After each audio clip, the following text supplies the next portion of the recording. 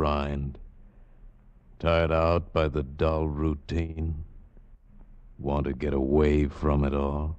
We offer you Escape. Escape, designed to free you from the four walls of today for a half hour of high adventure. You are speeding through the English countryside, the fast express train rocking beneath your feet. And you know that somewhere in the dark ahead of you, a band of men are plotting the destruction of the train, are planning the moment of your death.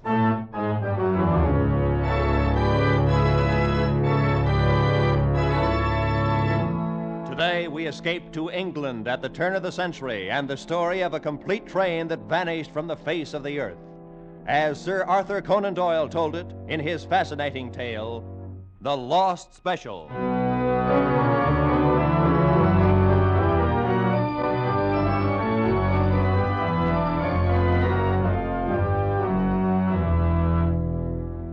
"20 years with Scotland Yard have brought me into contact with many weird and unusual events in human affairs, but none more strange than the occurrences which began on the afternoon of June the 3rd, 1890, in the railway station at Liverpool.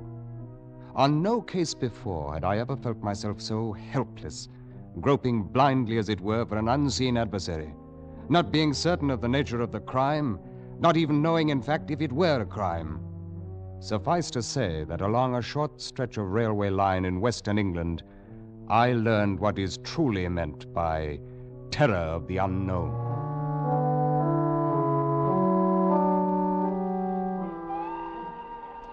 At 4 o'clock of the afternoon in question, having completed a rather minor investigation which had brought me to Liverpool, I was sitting in the waiting room of the railway station reading and waiting for the 6 o'clock train for London, entirely unaware at that moment of a rather ordinary conversation that was taking place in the office of Mr. James Bland, the station master, a few yards away. I'm very happy to know you, Mr. Carroll, and you, Mr. Gomez. And now, if I might learn the nature of your wishes? Simply this, Mr. Bland. My companion and I have arrived on the steamer from Central America, which docked less than an hour ago. It is of the utmost importance that we reach London as quickly as possible in order to arrange passage across the Channel to France. I see. Well, it's unfortunate you missed the 3 o'clock train, Mr. Carroll. However, there'll be a limited leaving at 6 that will put you in London. That is not soon enough, Mr. Bland. I cannot stress too highly the importance of my reaching Paris at the earliest possible moment. I can understand that, but there simply isn't any other train until Quite 6. so. Quite so. I am informed, however, that it is possible to charter a special train upon occasion. A special? Yes, it's possible. Rather expensive, though. The cost is not important, Mr. Bland. How soon can the arrangements be made? Well, Mr. Hood, do we have an engine available? Yes, sir. Number 247 is on the north siding under emergency steam. Good. Very well, Mr. Carroll. It's 4:08 now. We can roll a special out of here at 4:30. The charge is £55. Gomez, you will pay Mr. Bland £55. Who is on the standby crew, Mr. Hood? Let's see. John Slater is engineer, McPherson guard, Smith fireman. Call them at once. Have them carry 2 standard coaches behind the engine, and telegraph the station master at St. Helens to hold the local on siding there until the special goes through. Make sure the line is clear as far as Manchester. Yes, sir. I'll send for a porter to take care of your briefcase, Mr. Carroll. Seems to be rather heavy. Thank you, no. I prefer to keep it with me, if you don't mind. Certainly, whatever you wish. Now, if you leave here at 4:30, you should be in Manchester at 6:15. The station master there will clear you on to London, and I trust you'll have a very pleasant journey.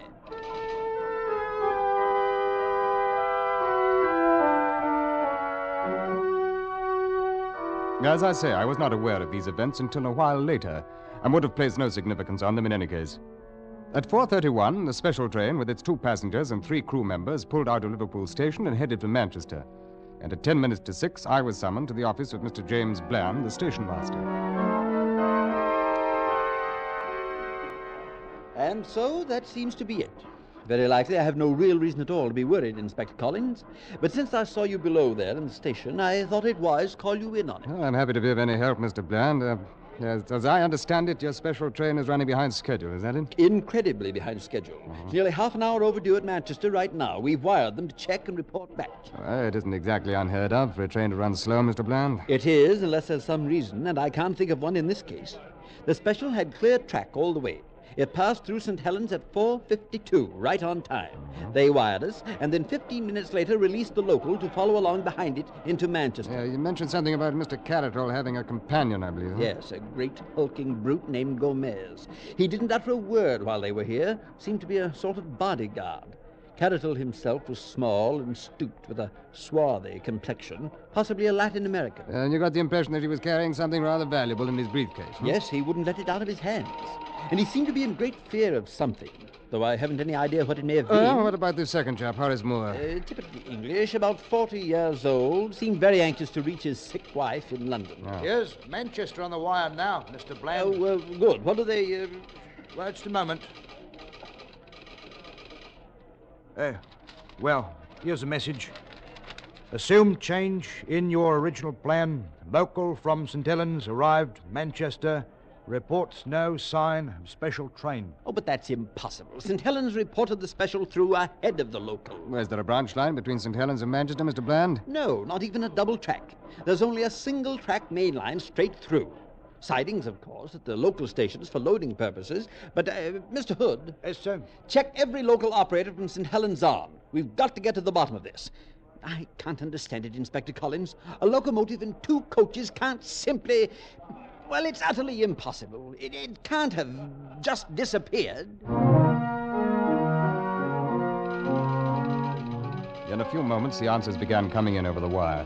The first was from St. Helens. Repeating our previous message, a special train passed here at 4:52. Local departed 15 minutes later. Then from Collins Green. Special passed here at 5 o'clock, followed by local train 17 minutes later. And then Earlstown. Special passed here 5:06, followed by local 18 minutes later. Newton. Special passed here 5:12, local train 17 minutes later. At Kenyon Junction. Special through here at 5:20, local passed 19 minutes later. And then Barton Moss. Local through at 5:53. No special train passed here today.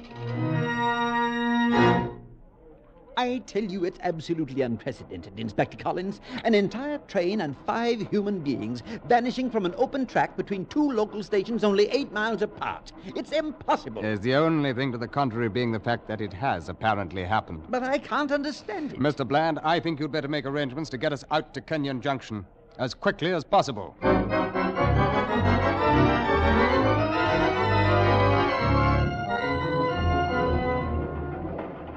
Within 10 minutes, we were in a coach behind a goods engine moving at full throttle on the main line east out of Liverpool. Since the missing special had been reported safely through Kenyon Junction, there was no need for concern with the country this side of that station.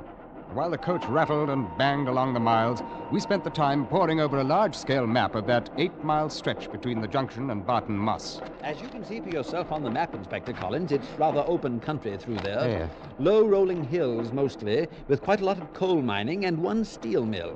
No towns or villages near the railway line. Yeah, so I see, Mr. Bland. What about these spur tracks that join the main line? There must be a dozen or more of them. 14 to be exact. Isn't it possible the special could have been switched onto one of those spurs? Well, yes and no. 8 of them can be eliminated immediately. Besides being narrow gauge tracks, they're also much too flimsy to bear the weight of a standard locomotive.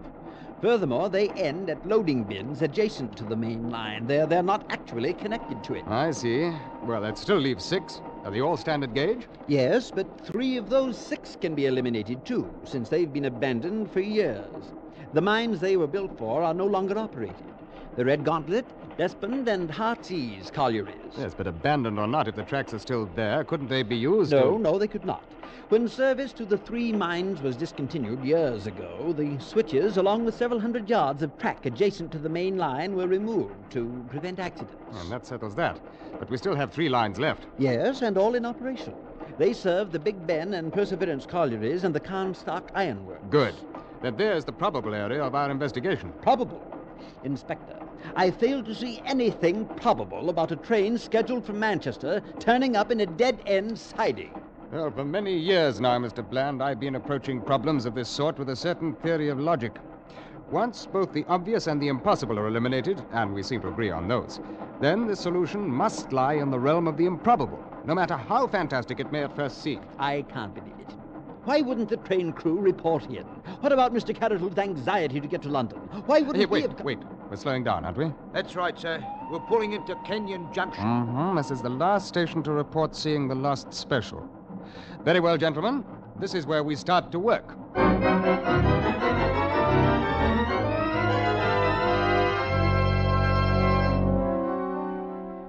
We stopped in the junction only long enough to rig acetylene spot lanterns at either side of the coach, directed in such fashion as to light up the roadbed and embankment along both sides of the track. And then we puffed slowly out onto the main line and headed towards Barton Moss, 8 miles away. The first mile of those 8 dropped behind us and brought no significant discovery, and we moved on through the second mile. Save for the flood of light from our lanterns and the dull red glow from the firebox of the engine, the night was as black as pitch. Now and again, the ugly shape of a loading bin for one of the narrow-gauge feeder lines would loom out of the darkness ahead of us and float past, ghostly for a moment in our lights, and then dissolve away behind us into the blackness. But on the roadbed, the rails themselves remained unmarred, undisturbed, and offered not the slightest clue to explain a disappearance that grew more mysterious by the minute. We completed the second mile and moved on, and then suddenly... What is it, Inspector? What do you see? Stop the engine at once, Mr. Hood. Yes, sir. What is it, Inspector? I think I've seen something. I don't see a thing, It's Inspector. just off the embankment there, in the edge of the bushes. We'll need a hand light. Here you are, sir. Good. All right, come on now, let's have a look. By heaven, there is something right enough. I see now. Well, it looks like a man lying there. Oh, it's more likely the body of a man from the position he's in. Well, now, lad. Come on, let's turn you over and have a glimpse at your face, huh? What? Inspector? Why, this is John Slater. Ah? And who is John Slater? He was the engineer on the special. Well, he's dead. His neck's broken. Dead? I'll venture a quick guess it was caused by a fall from the cab of his engine. Traveling rather fast at the time, I'd say. You can see where he rolled through the bushes for some little distance there. But then what happened to the locomotive, Inspector? Afterward, I mean. Well, that still remains to be seen, Mr. Hood. We can be fairly certain of one thing, though. The special must have come at least this far out of the junction. Otherwise, it's pretty difficult to account for the engineer's body being here. No more difficult, surely, than it is to account for any of this. This whole thing is incredible. Impossible. Well, we still have our improbabilities, Mr. Bland. Those 3 connected spur lines are ahead of us yet, and the chances are one of them is going to supply some kind of an answer.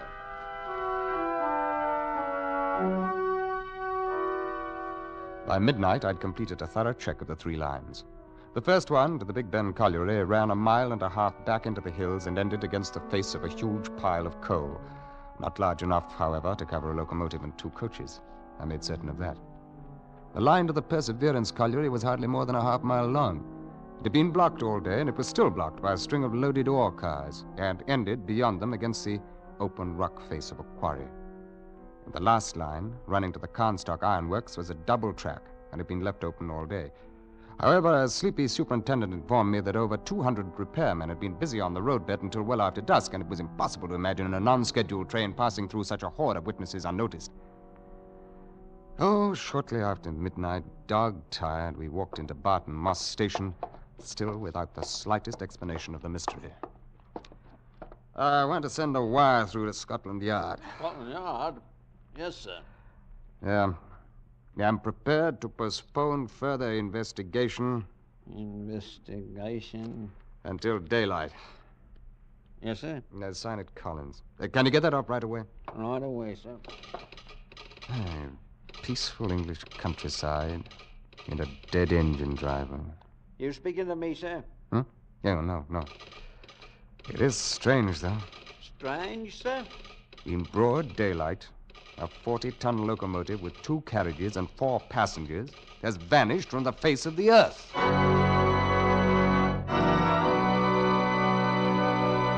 In just a moment, we will return to Escape. But first, 10 great shows come to you every Sunday night on CBS, and right and bright in the middle is America's #1 comedy, The Jack Benny Show. Tomorrow night, Jack will take his place on CBS All-Star Night with a cast that's made The Jack Benny Show a welcome visitor in millions of American homes. Yes, Jack Benny, Amos and Andy, Helen Hayes, Eve Arden, and all the other great stars come to you over most of these same stations in CBS's 10 great shows on Sunday nights. And now, with our star, Ben Wright, we return to the second act of Escape and The Lost Special.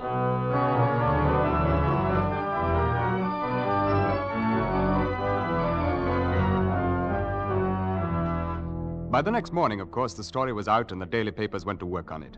But fortunately for Scotland Yard, the main attention of the press was directed at the moment toward the international scandal, which had been brewing for a week or two among high financial circles in France. As it was, however, letters to the editor in the Morning Post gave us quite a rough go of it. Oh, with all manner of crackpot suggestions. It seems difficult to believe that the worthy operators of Scotland Yard have overlooked the one obvious explanation as to the whereabouts of the missing train. May I advise them that some 2 miles from Barton Moss, the railroad line crosses the West Branch Canal. Unquestionably, the special leapt from the bridge and lies now in the muddy water. This whole affair is obviously the work of some subversive organization. And until the culprits are brought in to face their just deserts, no man, woman, or child in England can be considered safe. Now, my Surely advice we are in the matter witnessing the is- fulfillment of ancient prophecies. The forces of evil grow bolder and begin now to invade the earth openly. There is no doubt but what that strange man Carrotol was really the devil in disguise, and it is Our high first time... action this morning is to gaze quickly across the city toward Westminster Abbey. Considering the recently demonstrated inefficiency of Scotland Yard and the Manchester-Liverpool railway affair, it's quite possible the Abbey may be spirited away some night soon. A week passed, and then 2 weeks. We scoured the whole western countryside, following up every lead, tracking down each rumor, and we got nowhere. 3 weeks, 4, and then the press began to ignore the matter. 2 months went by. Nothing new. 3 months, and the activity of Scotland Yard in the matter had come to a standstill. The reason was simple enough. We had no idea what else to do. So the records were finally taken from the active file and marked, "Case still open and unsolved."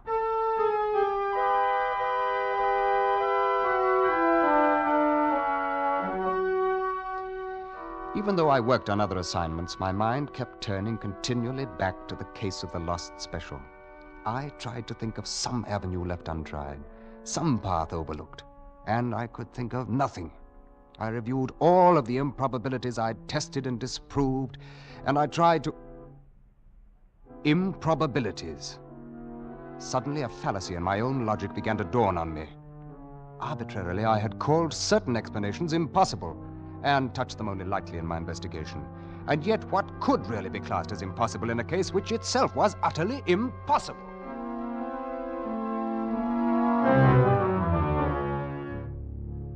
Back down to Barton Moss again, and then 10 days of painstaking work.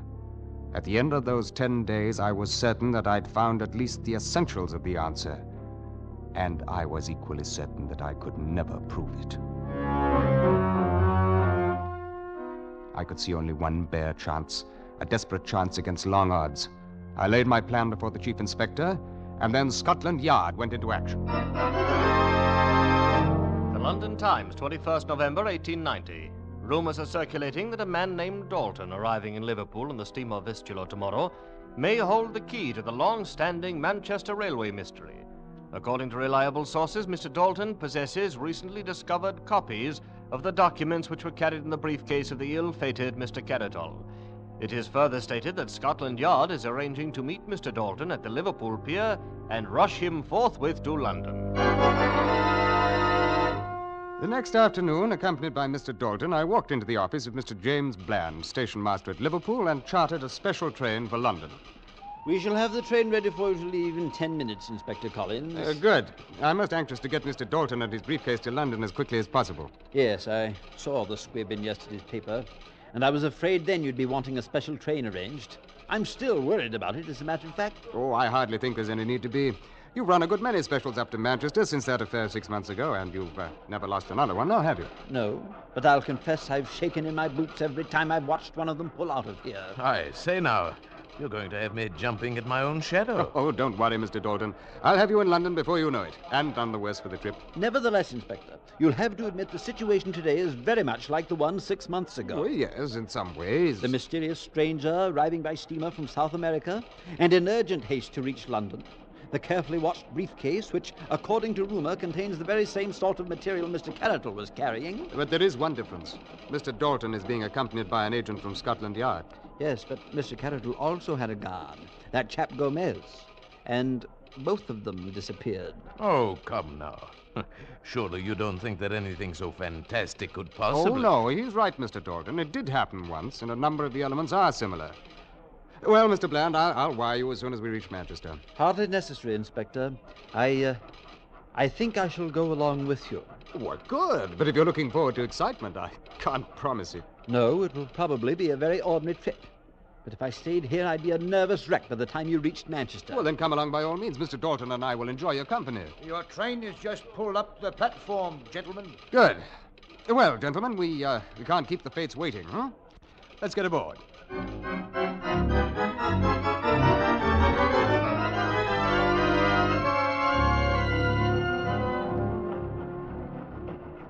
Well, it's certainly been an uneventful journey so far. Why, I hardly expected anything to happen this side of Kenyon Junction. And it's right ahead of us there. Inspector Collins, do you mean you are expecting something to happen on the other side of it? Oh, yes. Yes, that's the whole purpose of the trip. I don't believe I follow you. Yes, I imagine it is about time that you were brought in on this, Mr. Bland. I didn't want to take any chances by discussing it before we were well along towards the danger area. We're passing through Kenyon Junction, Inspector. Good.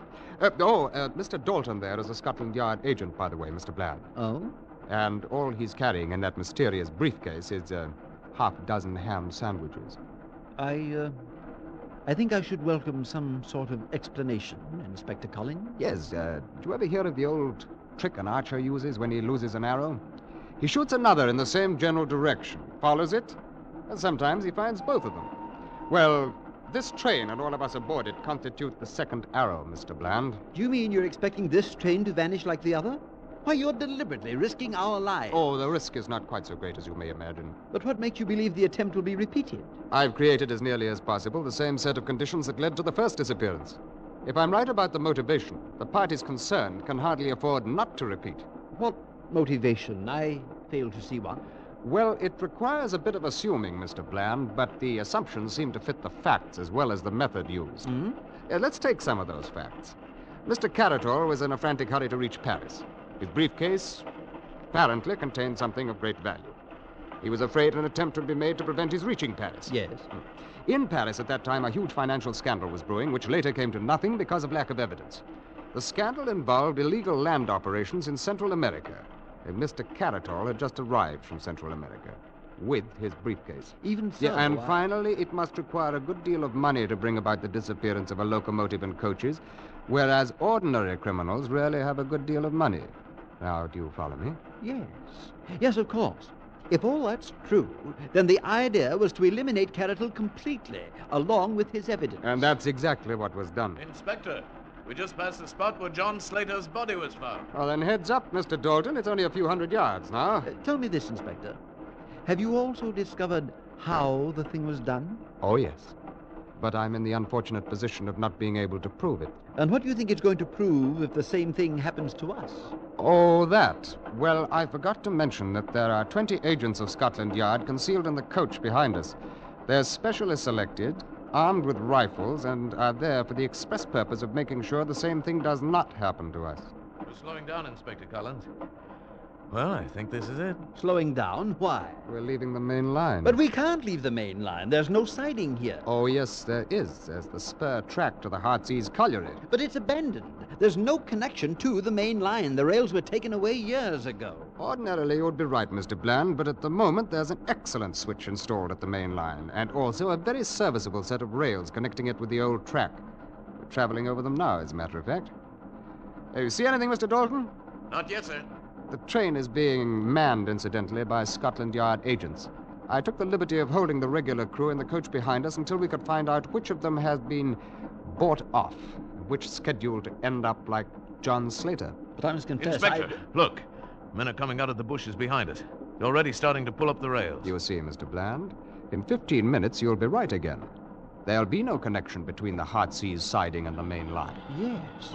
Yes, I see now. By heaven, I never would Mr. have... Bland, it won't do any good to try to signal with that pocket handkerchief. I'm afraid I don't quite understand you, Inspector. Then perhaps you'll understand the fact that you're under arrest for the murder of Caratol, Gomez, and John Slater. Why, that's utterly ridiculous. Why have we stopped? In order to permit it... there's your answer. I think that 20 agents of Scotland Yard should prove more than a match for your assistance. Your guesses are nothing less than preposterous, Inspector. What could I or anyone else gain by merely switching a train onto an abandoned siding? The other special, if you recall, disappeared. Yes, so it did. And straight ahead of us, 1.5 miles, if you recall, Mr. Bland, this spur ends at the Heartsease mine shaft, one of the largest inclined shafts in this part of the country. According to the records, it used to be 900 feet deep. But upon investigating it last week, I found it closed off by a tremendous cave-in at 400 feet. Now tell me, Mr. Bland, was the cave-in caused by the explosion of the locomotive's boiler when it struck the bottom? Or did you dynamite the shaft after the train went into it? You've no proof of any of this and no evidence whatsoever against me. Your train crew in the coach behind us have all signed statements. And I think we'll get a good deal more evidence from the men who are being rounded up out there now. I have nothing further to say. There's nothing you can say, Mr. Bland. We've seen your bank account with those mysterious and heavy entries which are dated about the time the special disappeared, which I'm sure we shall be able to trace to certain French sources. We've succeeded in tracing down McPherson and Smith, the fireman and conductor you bribed to vanish. Too bad you couldn't bribe Slater, the engineer, because his death was most unfortunate. You see, his body furnished us with our first clue. Yes, Mr. Bland. Without Slater's body, we might really have thought that the lost special had disappeared into thin air.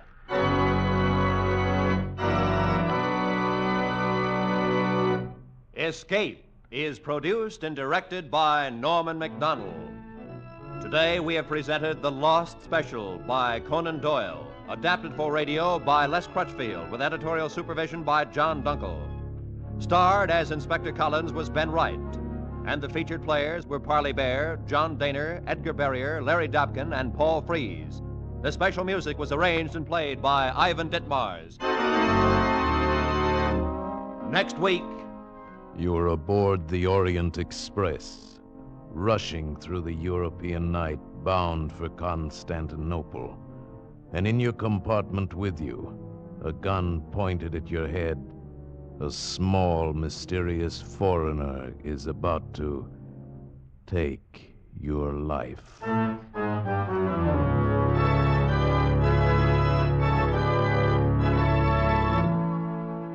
Next week, we escape with Graham Greene's exciting novel of intrigue, Orient Express. Goodbye, then, until this same time next week, when CBS again offers you Escape.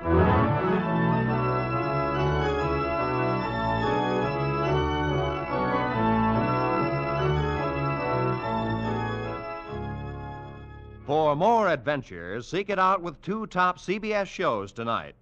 The Adventures of Philip Marlowe and Gangbusters, both regular Saturday features on most of the same CBS network stations. Be sure to hear them tonight. Now, stay tuned for 5 minutes of the latest news, to be followed by the Let's Pretend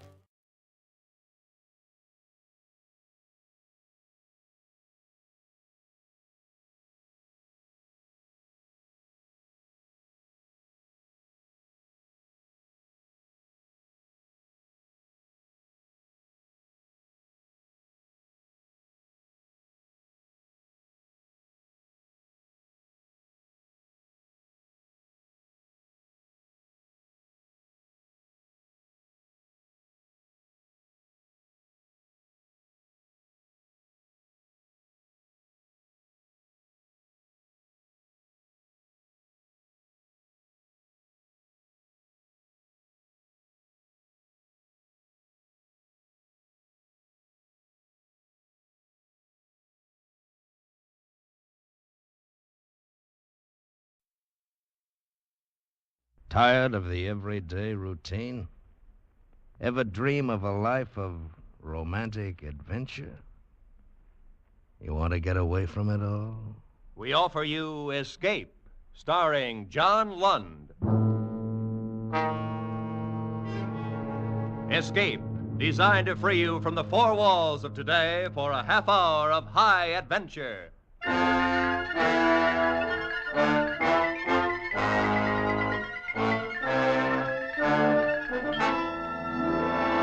You are groping your way slowly through the dark hold of a ship at sea, moving carefully, step by step, searching intently for something you dread to find, because you know that this ship carries a cargo of death. Today, with John Lund in the role of Chris Warner, we escape to a harbor front in Venezuela and a grim voyage which started from there, as told by Martin Storm and his gripping tale, A Shipment of Mute Fate.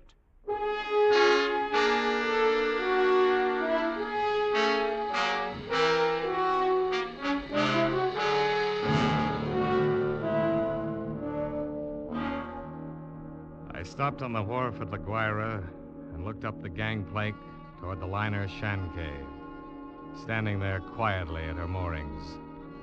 The day was warm under a bright tropic sun, and the harbor beyond the ship lay drowsy and silent. But all at once, in the midst of those peaceful surroundings, a cold chill gripped me. I shivered with sudden dread of the thing I was doing and was about to do. But too much had happened to turn back now. I'd gone too far to stop. I set the box down on the edge of the wharf, placed it carefully so as to be in plain sight and within gunshot of the captain's bridge. I knew what I was going to do, but I couldn't forget that a certain pair of beady eyes were watching every move I made. Eyes that never blinked and never closed, just watched and waited. I turned and started up the gangplank. Oh, you startled me, sir. I didn't hear... Why, it's Mr. Warner. Well, hello, Mother Willis. How's the best-looking stewardess on the Seven Seas? Oh, well, I'm fine, Mr. Warner. Well, I guess I'd better run along now and get on with my chores. Wait a minute. That's a fine greeting after 2 months. Well, it's just that I'm so busy. No, I don't believe a word of it. Sailing day's tomorrow. You're simply avoiding me, that's all. Oh, no, Mr. Warner. Really, I'm not. And on the trip down from New York, you said I was your favorite passenger. Well, but I'm only trying... What's that you're carrying in your apron? Oh, it's nothing. Just supplies. Supplies? Here, let's have a look. No, please. What? Why, it's a cat. It's Clara, Mr. Warner. Mr. Bowman said I had to leave her ashore, and I just couldn't. Who's Mr. Bowman? The new chief steward. Well, Clara's been aboard with me for 2 years, and I just can't leave her here in a foreign country, especially with her condition, so delicate and all. Well, I hope you get away with it. You won't tell anyone? Oh, not a soul. As a matter of fact, if things don't work out right, we may both end up smuggling.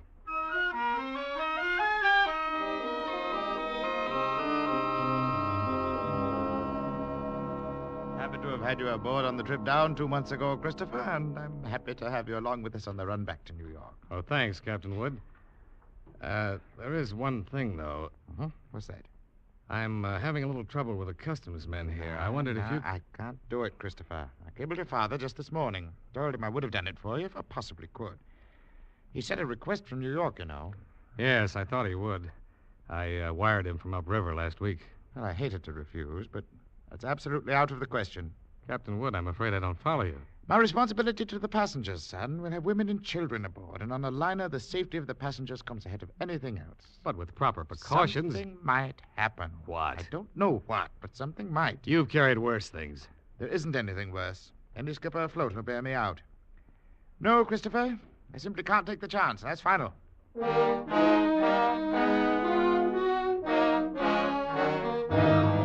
Final. It wasn't final if I could do anything about it. I hadn't come down here to spend 2 months in that stinking backcountry and then be stopped on the edge of the wharf. 2 months of it. Heat, rain, insects, malaria. I'd gone clear in past the headwaters of the Orinoco. Traveled through country where every step along the jungle trail might be the last one. Oh, Sanchez! Si, Senor Warner. Better start looking for a place to camp. Be dark in a little while. Si, Senor. Very soon we turn to river. Camp on rocks by water. This very bad country. This very bad country. You've been saying that for 10 days now. Very bad country. Si, Senor Warner. This very bad country. Oh, skip it. For all the luck we've had so far, it might as well be Central Park. Central Park? I don't understand. Oh, never mind. We don't... Here, what's the matter? Quiet there, quiet! Sanchez, what's wrong? They're in the path. See! Bushmaster! Bushmaster. The deadliest snake in the world. Bushmaster. Its Latin name was Lachesis muta. Mute fate. It lay there in the center of the path, a 10-foot length of silent death, coiled loosely in an undulant loop, ready to strike violently at the least movement. Here was the one snake that would go after any animal that walked, or any man. It lay there and watched us, not moving, not afraid, ready for anything. The splotch of its colors stood out like some horrible, gaudy floor mat, lying there on the brown background of the jungle, waiting for someone to step on it. Here was what I'd come 2,000 miles for, a bushmaster. It was 3 days later when Sanchez brought me the snake in a rubber bag. He was shaking so hard, I thought for a moment the thing had struck him. One thing you make sure, Senor Warner. No turn him loose in Venezuela. Because he know I the one who catch him. And he know where I live. All right, Sanchez. I'll keep an eye on him. He know you pay me to catch him. All the time he watch and wait. You no forget that, Senor Warner. Because he no forget. Not ever. Well, after going through all that trouble and danger, I wasn't going to let a pig-headed ship's captain stop me at the last minute. At least not as long as the cables were still in operation between La Guaira and New York.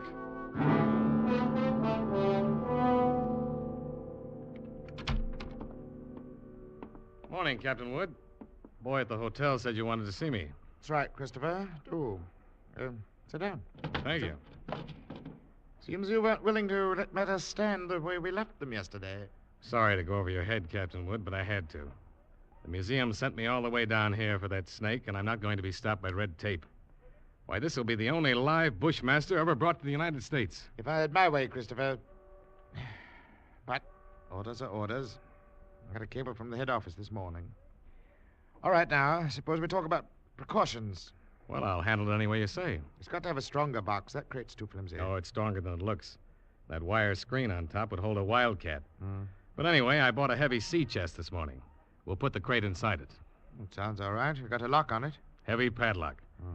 It's fixed so the lid can be propped open a crack without unlocking it. Snake's got to have air. All right. But in dirty weather, that lid stays shut. I'm taking no chances. Fair enough. We'll keep the blasted thing in my inside cabin, where I sleep. I can't have it in the baggage room. And nobody on board's to know about it. Whatever you say, Captain. We won't have any trouble. After all, it's only a snake. Doesn't have any magical powers. I saw a bushmaster in the zoo at Caracas once. Had it in a glass cage with double walls. Never move. Just lie there and look at you as long as you were in sight. Gave a man the creeps. I didn't know they had a bushmaster at the Caracas Zoo. They don't now. Found the glass broke one morning, the snake gone. Night watchman was dead. They never found out what happened. Well, the watchman must have broken the glass by accident some way. The way they figured it, the glass was broke from the inside. We sail in 4 hours.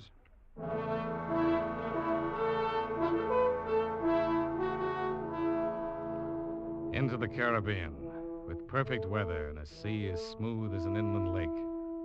The barometer dropped a little on the third day, but cleared up overnight, left nothing worse than a heavy swell.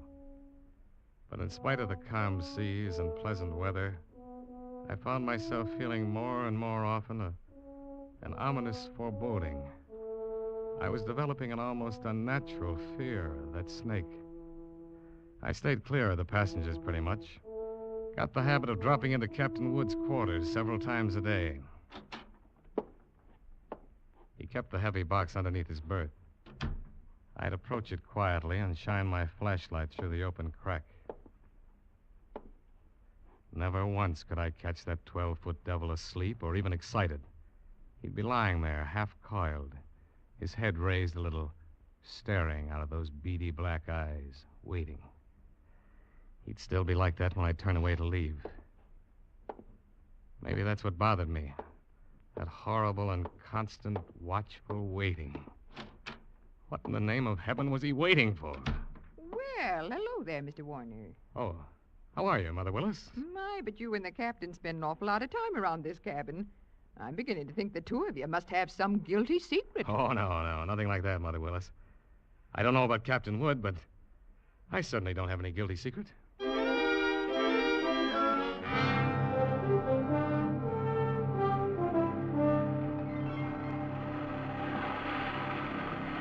Well, she's running quite a swell out there, Mr. Bowman. Yeah, it's a little heavy, all right, Mr. Warner. Guess a storm passed through to the west of us yesterday when the glass dropped. Think it missed us then, huh? Well, that's what the mate figures. Sure stirred up some water, though. This'll put half the passengers in their bunks. Makes it great for my department. 2/3 of them will want a steward to hold their heads. They'll keep Mother Willis so busy that Wait. What? Look at the size of that wave. Great, Jehoshaphat. We're going to take it on the port bow. You better hang on.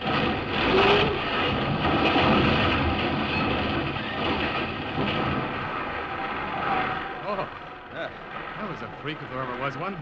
Not another wave that size in sight. Yeah, you see them like that sometimes, even on a calm sea. I better get below, Mr. Warner. That water probably did some damage on the officer's deck. Yeah, I suppose. What did you say? The wheel companionway was open on the port side. The bridge cabins must have taken a pretty bad smashing. They're right below the... Something wrong, Mr. Warner? Oh, no. No, nothing at all, Mr. Bowman. At least, I hope not.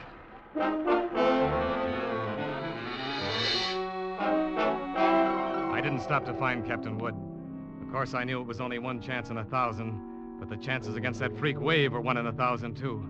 I stumbled down the companionway and along the passage to the captain's cabin. Oh, come on in, Mr. Warner. Oh, Mother Willis. My, isn't this cabin a mess? I'm trying to get some of these things out to dry. Yeah. Well, I just wanted to check.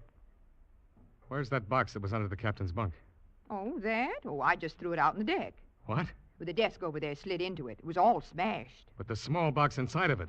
What happened to that? Oh, they were both splintered, Mr. Warner. Broke wide open. Oh, no. Why, Mr. Warner, you're white as a sheet. Mother Willis, will you go find Captain Wood? Yes, sir. Tell him to come down here immediately. Well, of course, Mr. Warner. I'll go tell him right away. I can finish up here. I pulled open the top drawer of the bureau beside me and took out the captain's flashlight and a loaded pistol. Mother Willis had left a mop standing by the door. I put my foot on the head of it and snapped off the handle. Every move I made turned into slow motion. I could hear my own heart beating. Slowly, I started to search the cabin.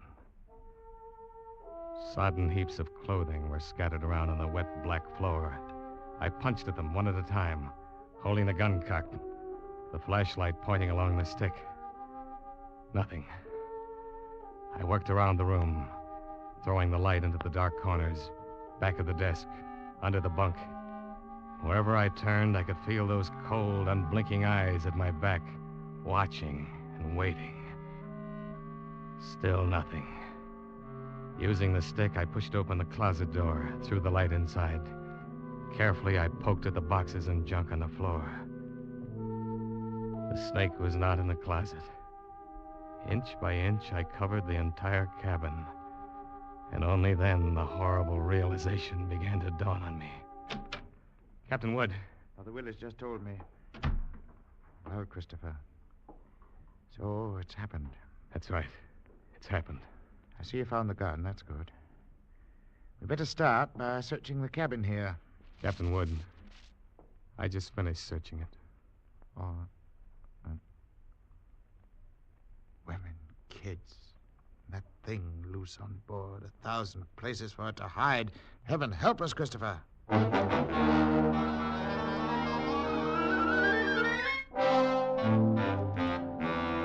Certainly is something. As though you use starting to blame anybody now, gentlemen. I didn't call you in here to pass judgment. The thing's done, and that's that. Yeah, you're right What we there, have Captain. got to do is to make up our minds how we're going to handle it. It'd be easy if we didn't have to tell the passengers and crew. I've seen panics aboard liners before. I agree with you, Mr. Bowman, but I don't quite see how we can avoid it. They got a right to know. As long as that snake's loose, everybody on board's on the same danger. And they all ought to know about it. Captain Wood, that thing is 12 feet long. It can't simply crawl into a crack. Why don't we make a quick search of the whole ship before we spread any alarm? I thought of that, Christopher. Well, as far as I can see, the only place it couldn't be is in the boilers or on top of the galley stove. It might have crawled overboard. No. We can't count on that. We've got to assume it's on the ship somewhere. Yeah, that could be anywhere. In a coil of rope or in a pile of clothes or under a baby's crib. Or even You've in already said it. That Bushmaster could be anywhere. We've got to do something, and we've got to do it fast. All right. I think the best idea is to follow Mr. Warner's suggestion. Make a quick search first. You agree to that? Yes, Then, if we don't find it, we'll have to warn the passengers. We've got to find it.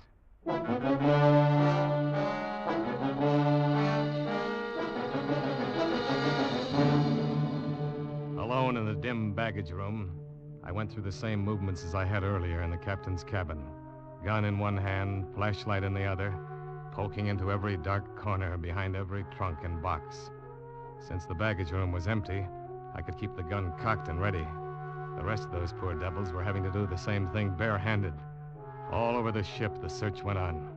Here now, Stewart. What on earth are you doing, rummaging through my cabin? I'm just checking up, ma'am. Well, I'm quite sure there's nothing in here that has to be checked. I'm sorry, ma'am. It's captain's orders. It'll only take a few minutes. Well, I've never heard of such a thing.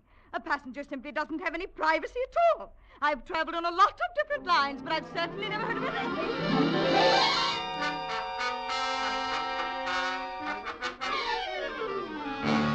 Sorry, sir. I wonder if you'd mind moving over to the other rail. I'd like to look through these lockers. Sure, go ahead.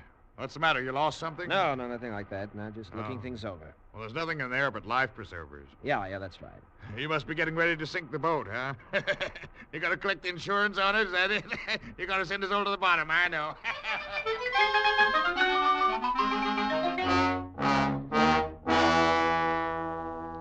But not one of us could find that deadly shape, coiled in some dark corner or outstretched along a window seat. Not one of us caught a glimpse of that horrid head with its beady, black, watchful eyes. The thing lay waiting out there, somewhere along the decks, shaded in the gathering dusk. But where, we didn't know. It was nearly dark when we met together again in the chart room. Well, gentlemen, there's no other way around it. We've risked all the time we can. We've got to warn the passengers. How we do it, Captain? Call them all together in the lounge? Oh, indeed. If we did anything like that, we'd be asking for a panic. We'll get one whether we ask for it or not.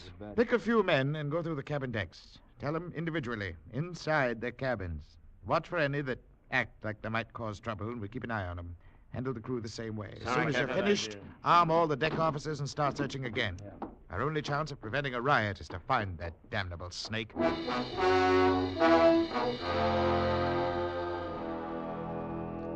The slow nightmare that followed grew worse by the hour. None of us slept. All the ship's officers not on duty kept on with that endless search. Passengers locked themselves in their cabins or huddled together in the lounges, knowing all the time that no spot on board could be called safe. Fear was a heavy fog in the lungs of all of us, and every light on the vessel burned throughout the night. Morning came and brought no relief. Terror and tension mounted by the hour. There now, Mrs. Crane. Stop getting yourself all worked up and go back to your cabin. The horrid thing's probably crawled overboard anyway. You're just saying that. You're paid to say it. You don't know. Nobody knows. No. Everything's going to be all right. If only we could do something. If all of us could only get off this ship, they could fumigate it. Yes, that's what we've got to do. We've got to get off the ship. No, wait. Mr. Bowman, she's going to jump. Grab her. No, you don't, lady. Nice work, Mr. Bowman. Get her down to her cabin. And whatever you do, don't turn her loose.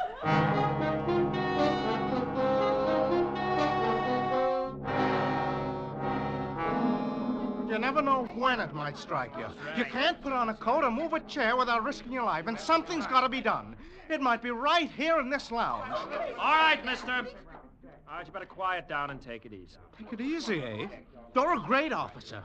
Why don't you do something about it? That thing might be crawling around here right under our feet somewhere. I said shut up. What are you trying to do, start a panic? I got a right to talk. I don't want to die, and no one's going to tell me what...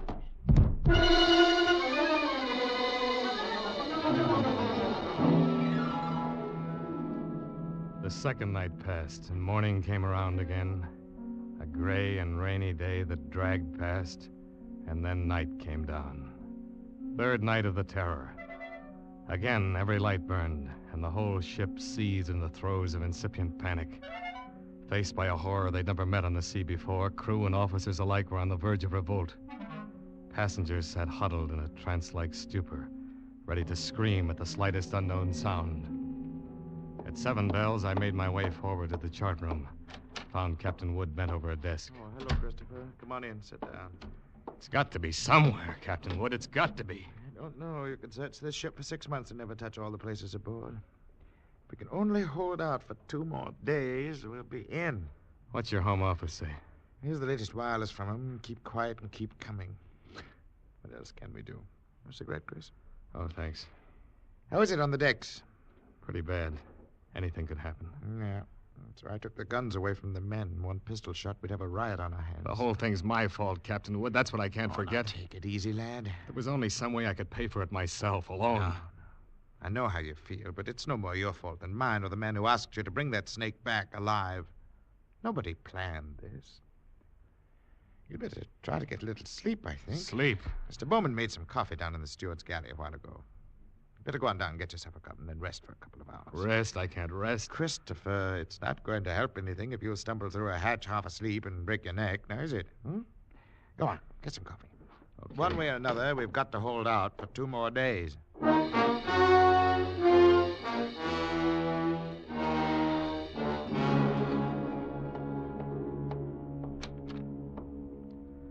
The light was on in the steward's galley, and the coffee pot was standing on the stove. It was still warm, so I didn't bother to heat it. I poured out a cup, carried it over, and set it on the porcelain tabletop in the center of the room. I started to light a cigarette. The door of the pan cupboard beneath the sink was standing slightly ajar, and I happened to glance toward it. I dropped the cigarette and moved slowly backward. I'd found the Bushmaster. As I moved, the snake slid out of the cupboard in a single sinuous glide and drew back into a loose coil on the galley floor, never taking his eyes off me. I moved slowly back, waiting any moment for that deadly, slithering strike. How had he known it was me? He'd stayed quiet when Bowman was here. How had he picked the first time in 5 days that I was without a gun? My hands touched the cold bulkhead behind me, and I stopped. Only then I realized in terror what I'd done. The call button and door were on the far side of the room. I'd backed into a dead end. I stared at the snake in fascination, expecting any moment the ripping slash of those poisoned fangs. The horrible coils tightened a little, then were still again. 10 million years of evolution to produce this moment. Homo sapiens versus Lachesis muta. Man against mute fate. And all the odds were on fate. I knew then that I was going to die.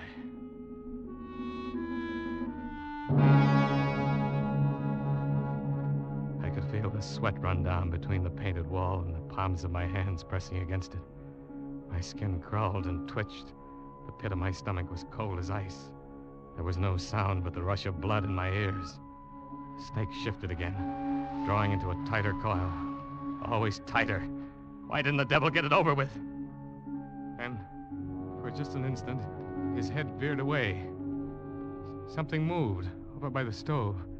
I didn't dare turn to look at it. Slowly, it moved out into my line of vision. It was a cat. That scrawny cat Clara that Mother Willis had sneaked aboard in La Guaira. Its back was arched. Every hair stood on end. It moved stiff-legged now, walking in a half circle around the snake. The Bushmaster moved slowly, kept watching the cat. He tightened. He was going to strike at any second. He struck and missed. The cat was barely out of reach. Now she was walking back and forth again. She was asking to die. Missed again, by a fraction of an inch. He was striking now without even going to a full coil. Missed again and again, always missing by the barest margin. Each time the cat danced barely out of reach. Each time she countered with one precise spat of a dainty paw, bracing her skinny frame on 3 stiff legs. And then suddenly, I realized what she was doing. The Bushmaster was tiring, and one strike was just an instant slow. But in that split second, sharp claws raked across the evil head and ripped out both its eyes. The cat had deliberately blinded the snake. He didn't bother to coil now, but slid after her in a fury, striking wildly, always missing. And every strike was a little slower than the last one, until finally... As the snake's neck stretched out at the end of a strike, the cat made one leap and sank her razor-sharp teeth just back of the ugly head, sank them until they crunched bone. With tooth and claw, she clung as the monstrous snake flailed and lashed on the floor, striving to get those hideous coils around her, trying to break her hold, to shake off the slow and certain paralyzing death that gradually crept over him, and at last stilled his struggles forever. I took a deep breath. The first in minutes. The cat lay on her side on the floor, panting, resting from the fight just over. She had a right to rest. That mangy, brave, beautiful alley cat had just saved my life. And maybe others as well. But then, as I turned toward the stove, I suddenly became very humble. And I knew all at once what a small thing a human being really is. I and others aboard were still alive only by the merest accident. There were 3 reasons why that cat had fought and killed the world's deadliest snake. And those 3 reasons came tottering out from under the stove on shaky little legs. 3 kittens, with their eyes bright with wonder, their tails stiff as pokers.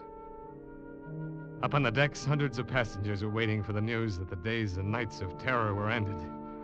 Well, they could wait a little longer. I pulled open the doors of the cabinet and found a can of milk. Then I dropped down on my knees on the floor of the galley.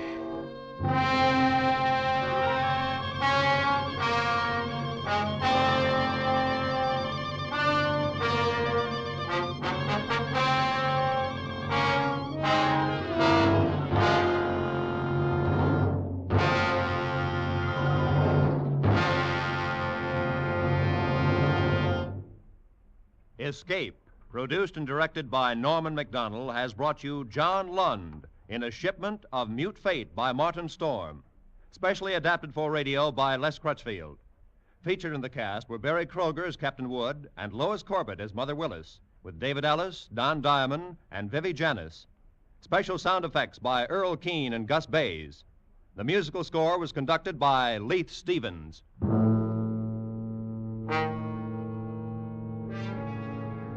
Next week. You are trapped in a remote valley in the Andes, walled in by sheer rock precipices, and surrounding you, closing in on you, is a band of blind men who want your eyes.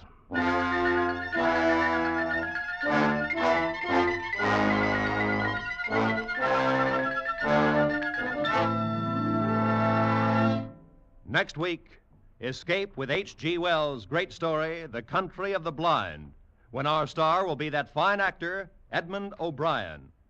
Good night, then, until this same time next week, when once again CBS offers you Escape. John Lund may soon be seen starring the Paramount picture Bride of Vengeance. This is Roy Rowan speaking. It's time now for the most wonderful hour of laughter on the air, the mad and merry 60 Minutes with the Jack Benny Show, and with Amos and Andy. They will be heard over most of these same CBS stations, and Jack Benny will come to you over them all. You'll never miss them by staying tuned to the station where they say, "This is CBS," where 99 million people gather every week, the Columbia Broadcasting System.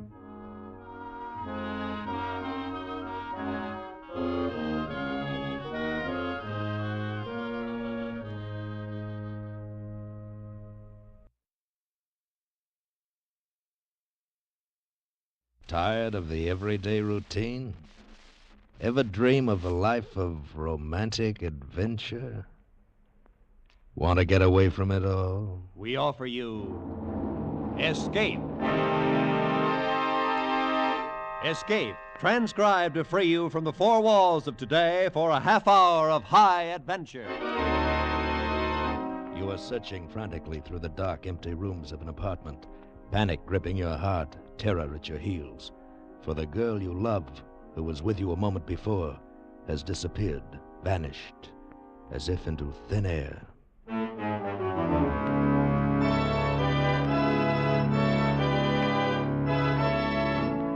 Today we escape from reality with a gripping tale of a girl who vanished and the man who had to find her to save his life, as Cornell Woolrich told it in his great story, Finger of Doom.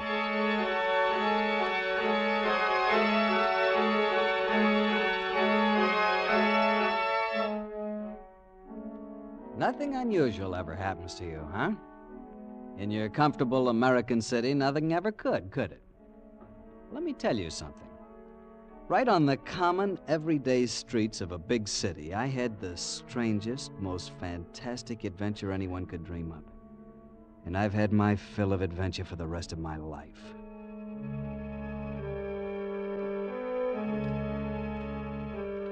This happened several years ago before the war on an ordinary evening in early spring. Well, not so ordinary, because I had a couple of free tickets to a good show and I was picking Steffi up at her office for dinner. See, we were going to be married in less than 2 weeks. So naturally, I was impatient as I waited there on the sidewalk in front of her office building, and of course, she was late, last one to leave as usual. I felt like a picket pacing up and down in front of the door, but finally, there she was, spun gold piled on her head, blue eyes shining, and carrying... Hi, darling. What's that? Have I kept you waiting long? I tried to hurry all I could. With this? Just a package. I promised his nibs I'd deliver it on the way home. But you're not going home. We're eating out and going to a show. But it's right on the way. I have to leave it at a flat in Martin Street. It won't take a minute. Why can't he get somebody else to run his errands for him? We're late now. This'll cut our eating time down. Woof, woof, Grumpy. Oh, So this is what the 13th does to you. 13th? You mean you've forgotten? You mean you aren't counting the days? Oh, sure. 13 days left. 13 and a half. Don't forget that half of it's to be a noon wedding. I don't like the 13 all by itself. I'll be glad when it's tomorrow and only 12 left. You know something? You're cute. The more I know you, the cuter you get. I bet you won't say that a year from now. I bet you'll be calling me your old lady then. Will you mind? Well, not right at first, maybe. Okay, come on, let's make like delivery boys. Oh, what's the address? Mr. Miller, 415 Martin Street, apartment 4F. We're on our way.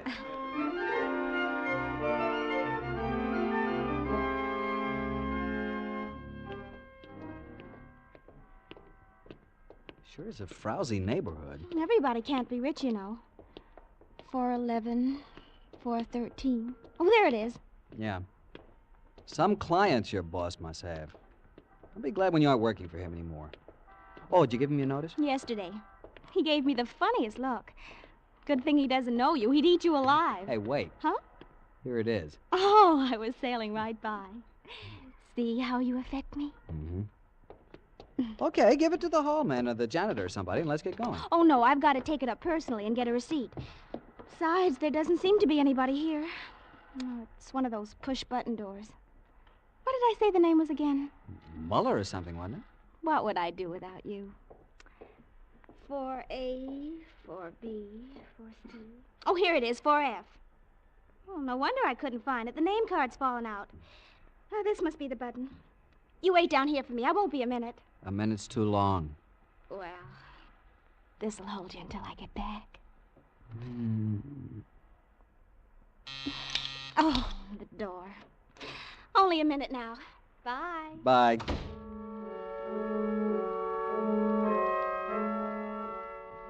For a minute, I watched her through the glass. She got into the little self-service elevator and closed the door. Then all I could see was the gleam from the elevator in use light. Then she was gone. I lit a cigarette and waited.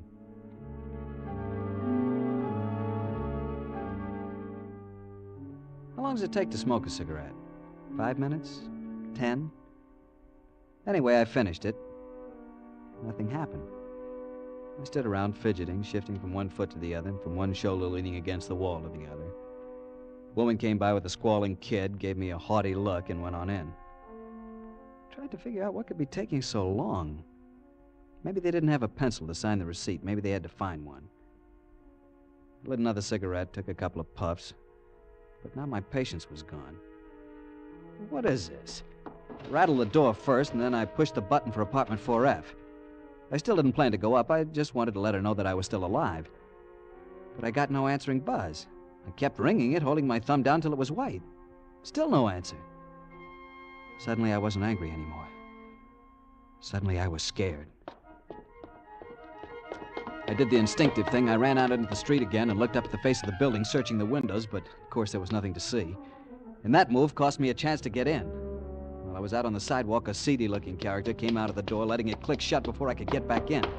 I tried the buzzer again. Couldn't be out of order. They'd answered it when Steffi pushed it. But now, nothing. Dead to the world up there. By now it was 20 minutes. 20 minutes since she left me. Now I was frightened. I knew I had to get up there. I pushed another button, anyone at random. The door was released and I was in.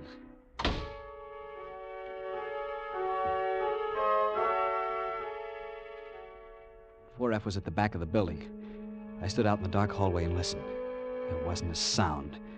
At first, this was a relief. At least she wasn't in any difficulty, or she'd be screaming. But then, when I began to knock and kick the door, practically break it down, and still nobody made a sound, I began to get panicky.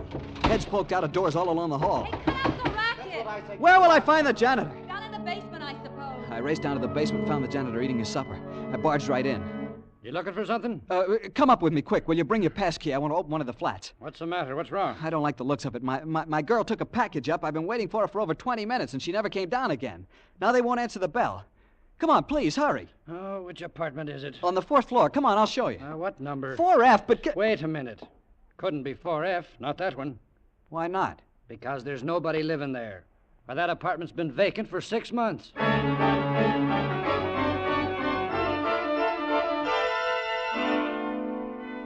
He took me up and showed me he was right. It was an empty flat. I went through its rooms calling Steffi's name, but she wasn't there. There was nobody there. It looked like there hadn't been anybody there for months. The dust was thick on the bare floor, on the sills of the locked windows. See, mister, she couldn't have come in here. But I saw her. I saw her ring the bell and go in the door. In this door? The downstairs door. Oh, well, she could have gone to any apartment then. But she was coming here. She rang this bell and somebody answered. Nobody could have answered. Nobody's been here. She must have rung another bell. Is there somebody in this apartment named Muller? No, we never had anybody by that name. Not in the whole 12 years I've been here. Somebody must have gotten in and was waiting for her. Will you tell me how they could? It was locked. You saw me open it with me pass key, didn't you? Listen, we're going to ask all the tenants on this floor. Maybe they heard something. Now, wait a minute. I don't like to disturb them. Maybe this girl just walked out on you. Maybe it had a quarrel. No, there was nothing like that. I know she wouldn't just walk out. Besides, how could she? Is there a back way? Yes, but only through the basement. She would have had to pass right by me. And you didn't see her, and I was waiting downstairs at the front door, and she didn't come out that way. Then obviously she's still in here. Well, maybe. Or maybe... What? Are you sure she ever come in? Of course. You mean, am I sure there ever was a girl? Well, now, don't get excited, mister. All right, we'll look, we'll ask. Take it easy, take it easy. Okay.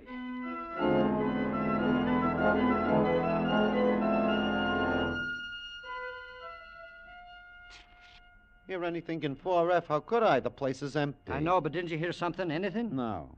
Yeah, the buzzer was going like crazy, like somebody was leaning on the button downstairs. But that was could have been me. Yeah. Then a little later, this guy banging on the door. He asked me where to find you. Never mind. Thank you. Sorry to have disturbed you. Okay. Well, that's all of them. No trace at all. Maybe now you'll let me get back to my supper. There's nothing more we can do. Maybe if you go where she lives or works, you might find her. Wait here. I'm going to call the police. First, I got a patrolman from the corner. He asked a lot of questions and then called his station. A few minutes later, a detective was dropped off, a fellow by the name of Gilman. I must admit he was thorough. He checked on every apartment in the building. The only thing he learned was about the false ring which let me in. But there was only one, not two. And that meant that whoever buzzed for Steffi was expecting her. Gilman checked apartment 4F thoroughly, the windows with their undisturbed layer of dust, the door, the keyhole, everything. And then he said... There's nothing to show that she or anyone else ever came in here, Bud. Look, don't do this to me. You make it sound like she didn't come here with me at all. That's what it does sound like. But don't you see... Look, I was going to take her to a show. Here are the tickets. Don't mean a thing. We're going to build this from the ground up and see what we've got. You say her name is Stephanie Riska. Address? 120 Farragut. What's she look like? She's blonde and She came up to about here, I mean. Okay, don't let it get you. I'm not scared because she's gone. It's because she's gone in such a fairy tale way. She just disappeared into thin air. All right, let's get about finding her then. You met her at 6:15 outside the Bailey Goodwin building with a package to be delivered here. Who'd she work for? A press clipping service called the Green Star. It's a one-man organization operated by a man named Hessen. One dinky little room on the ground floor of the building. What do they do? I don't know much about it. They have a list of clients, and they go through the paper and clip out any story which mentions one of the clients. They get about a nickel a clipping. How is there any money in that? I don't know. Okay, we're going up there. We'll find out.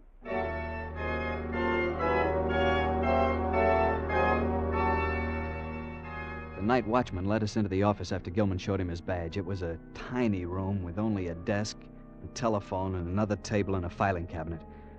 Except for a lone can of Canadian Ace brew, all of them were bare as bones. This is no office. This is a telephone booth. Not a big business, I guess.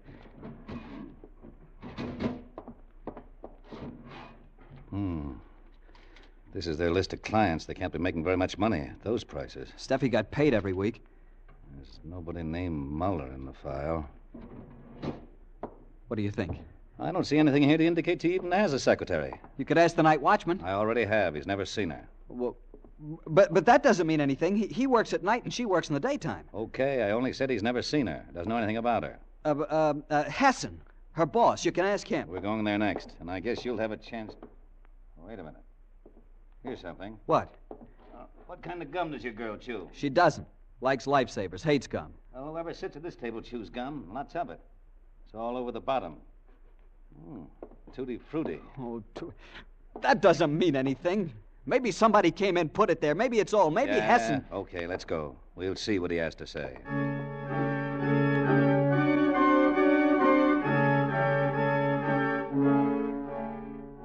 Hessen lived in a swanky bungalow-type home in the suburbs. As Gilman and I left the police car and walked up the drive to the house, I got the strangest feeling of unreality. Like this was all a horrible nightmare. Couldn't be happening. My knees were sagging, but then Gilman was knocking on the door, and it was answered by an ugly, foreign-looking character who went away and returned to usher us into Hessen's presence. I'd seen him a time or two, but he didn't know me, so he gave no sign of recognition. Good evening, gentlemen. Mr. Hessen, I'm Sergeant Gilman, police force. Oh, yes, I'm pleased to know you. I won't take up much of your time, but I need a little help. Gladly, if it is within my power. Did you ever see this young fellow before? No. What has he done? I'm not sure yet. Do you know anyone named Muller at 415 Martine Street? Muller? No, I don't know anyone by that name. I think we have a Miller, a Mrs. Elsie Miller, on our list, who all the time divorces and remarries.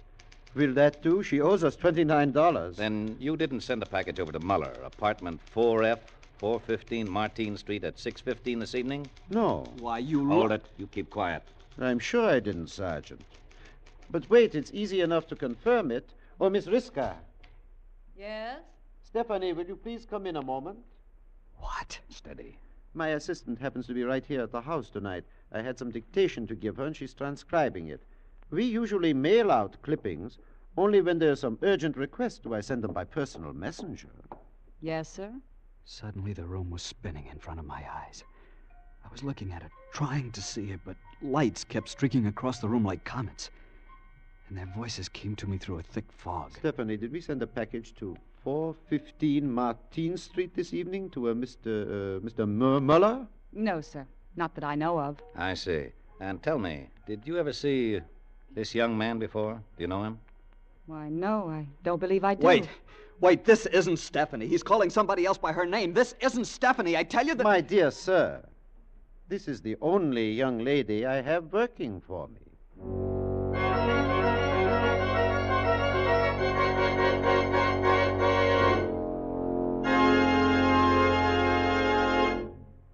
In just a moment, we will return to Escape. But first, Mr. and Mrs. X thought they were pretty smart, smarter than the Narcotics Bureau and the Bureau of Customs combined, but they overlooked a casual passenger aboard the luxury liner. For a fascinating true-life tale of crime and smuggling on the high seas, hear Gangbusters tonight. And along with it, CBS's other great Saturday night thrill-a-minute show, The Adventures of Philip Marlowe. Both of these programs are regular Saturday night features on most of these same CBS network stations. Gangbusters recreates famous crimes and their solutions by national, state, and local agencies. The Adventures of Philip Marlowe are based on the character of the famous Private Eye, created by Raymond Chandler, the noted mystery story writer. And now, with our stars, Harry Bartell as Kenny, and with Ed Begley as Gilman, we return to the second act of Escape and Finger of Doom.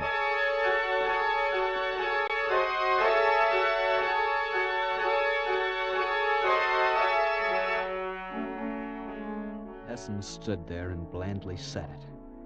This strange girl was my fiancée, was Stephanie Riska. He stood there looking surprised and hurt, and she stared at me with a just right, puzzled expression on her face. Gilman was holding me with a sort of a half Nelson and gritting at me. Stop it, stop it. But I tell you, this isn't Steffi. Steffi is blonde. This girl is brunette. Steffi's short, comes up to here. This one's tall, I tell you. Shut up, you're asking for trouble. Now calm down. Sergeant, I don't believe I understand. I'm just beginning to myself. Miss, how long have you been working for Mr. Hessen? Why, since October of last year. About 6 months. And your name is Stephanie Riska? Why, yes, of course. She's lying, I tell you. Shut up.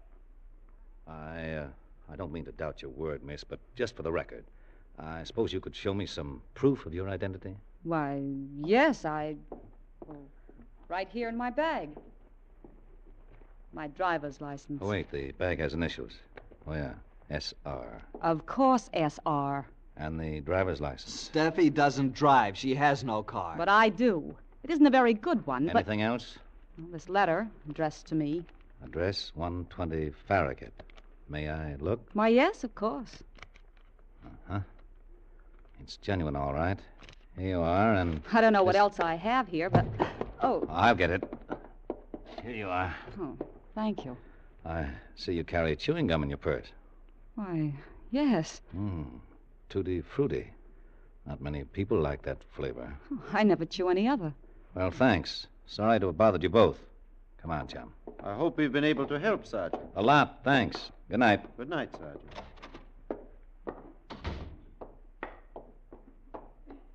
Okay, what's your racket, kid? Are you a pushover for the mental ward? Or are you working off a grudge against this guy? Or did you do something to some little blonde, blue-eyed number and you're trying to set up an alibi even before we find out about it? Things like this don't happen. They can't. 1 minute she's here and then she's gone. No one will believe me. Why should we? You haven't produced a single person all night who actually saw this blonde of yours. Where'd I get her name and address, then? That's one thing I'm not sure of. So I'll give you one more spin for your money. You stand or fall by the place she lived. 120 Farragut Street. Come on, let's go.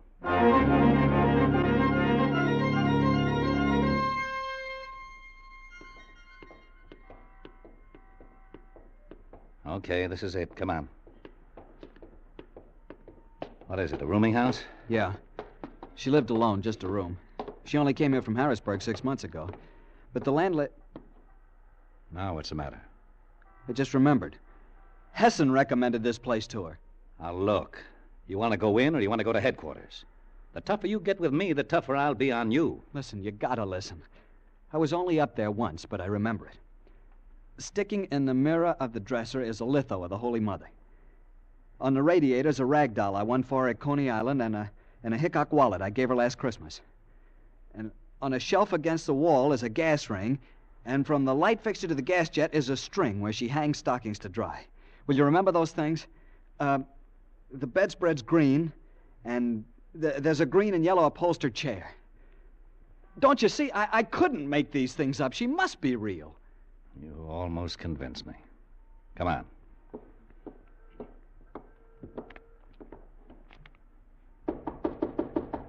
Now, when we get inside, you keep your mouth shut. One peep and I'll split your lip. Yes? You got a girl named Stephanie Riska living here? Yep. 4th floor front. How long has she been here? Riska? 6 months. What does she look like? Dark hair, dark skin. About as tall as this young fella. Talks kind of husky. Why? Police. I want to see her room. Sure. Come right in.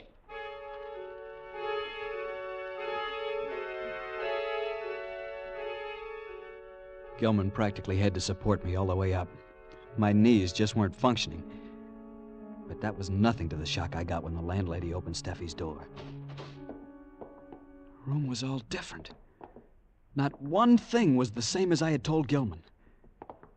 He didn't even look at me. Has she always had it fixed up this way? Always, since the first week she moved in. Does she drive a car? Yeah, a little old coupe. She's a real clean roomer. Only one thing I got to complain about. Oh, there it is again, under the washstand. Oh, yes. Yeah. Chewing gum. Yeah, let me see it. Uh-huh. Tutti frutti. You better watch your friend. He looks like he's going to faint. Let him fold up. That isn't anything to the falls he'll be taking in a few minutes. What did he do? Murderer? Not her, but I got a good hunch he murdered somebody, and he picked the wrong name out of the hat. He don't look like... Ow! I hit him and ran. I knew I had to. He was going to take me to the police station. Then I wouldn't have any chance to find Steffi. Not for a long time. Maybe too long a time. And I had to find her.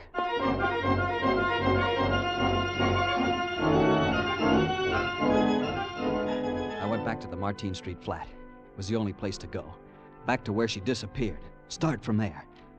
I knew Gilman would catch up with me sooner or later, but I might be able to turn up something first. I told the janitor the cops had sent me back to take another look at the apartment and got him to give me the passkey. He fell for it. I went up to the apartment alone. But once there, I couldn't find a thing. I wandered through the empty rooms, calling her name helplessly. I tapped the walls, scraped the plaster, tested the windows. I'd been there about 10 minutes when I heard a little sound out in the hall, like somebody coming up the stairs very quietly. I slipped out the door and stood at the top of the stairs. It was the janitor, with Gilman and 2 cops. They were coming up the stairs. There was only one way for me to go, up, so up I went. And then they saw me. Hey, you, come down here. One flight up, I came to the top of the stairs. A sort of skylight window opened onto the roof. It was standing loose, partly open. I ran out across the roof, tried to hurdle the low wall to the next roof. I missed, fell. All right, don't move. I got you, you lily-livered louse. And when I get you down to hell... All right, I'll go quietly. It's no use now. Well, I'll be... What's the matter? Calhoun, throw your light over here. What? Okay. What? It's a package. Yeah, package lying here on the roof. Addressed to Muller, apartment 4F. That's it. Don't you see? That's what she brought. Holy smoke. Okay, kid. Somebody did bring a package here tonight. I'll give you that. And when I give you that, I guess I give you all of it. She's a blonde, never chews gum, doesn't drive, all of it. Somebody must have jumped her, brought her up this way across the roofs and down through some other house. They dropped the package on the way. Maybe didn't have time to come back and pick it up. What'll we do? Calhoun. Yeah. Call in. Have a radio car keep Hessen's house on Myrtle Drive spotted until we get there. I want to stop off at that office again first. Right, Sarge. Do you think... No, kid, not yet. They would have done it right here in the empty flat and let you take the rap. Come on, buck up. We got work to do.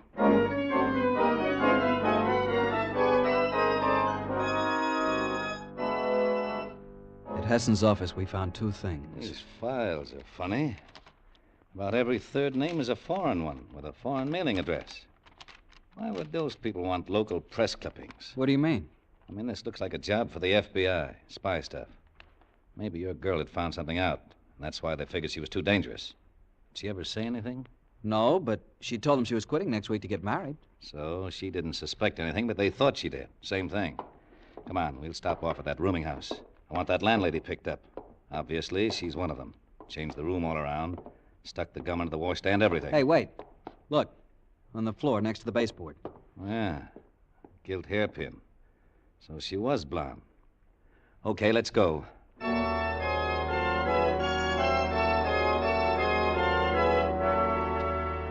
At the rooming house, with the landlady turned over to a cop downstairs, Gilman went over the room once more. Fished into the wash basin drain and came out with a couple of blonde hairs. Now, why didn't I think of that the first time? Girl shampoos her hair once in a while. Then we were on our way to Hessen's house on Myrtle Drive. All the way I was praying. When we arrived, it was dark, deserted. Even the police car Gilman had ordered wasn't there. We went in, shooting the lock off the door. We searched the ground floor, then upstairs. In an attic room, we found a shortwave radio. But not Steffi. Just as we got back downstairs, Calhoun came in with a report from the radio car. They trailed him to Pier 07, North River. The 3 of them got on a tramp steamer that sailed immediately. And they're gone. It's too late. They won't get out of the harbor. We'll have them picked off at quarantine. 3 of them, you say, Calhoun? A blonde girl? No, they said 2 men and a dark girl. Then where's Steffi? Still here, probably. But where? We'll soon... Wait. Do you smell something? Smoke? Yeah. And gasoline. The basement. Come on, hurry. Smoke. The basement's filled with smoke. Here, over this way. Steffi! Steffi! Hurry, this place will be a mass of flames in a minute. I can't see. Steffi! Here, give me a hand. Here she is. Hurry. Oh, Steffi. Is she... No, she's breathing. Hurry, let's get her out of here fast. In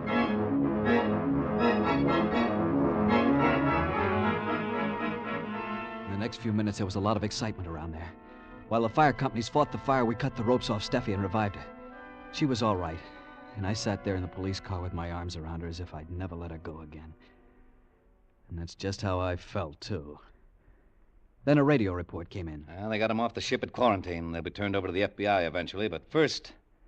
Well, they better hadn't let me get my hands on them. You know, kid, she is pretty. Gee, thanks for everything. It's okay. Well, I gotta go and... Oh, say, I've got something I want to return to you. Yeah, what? This.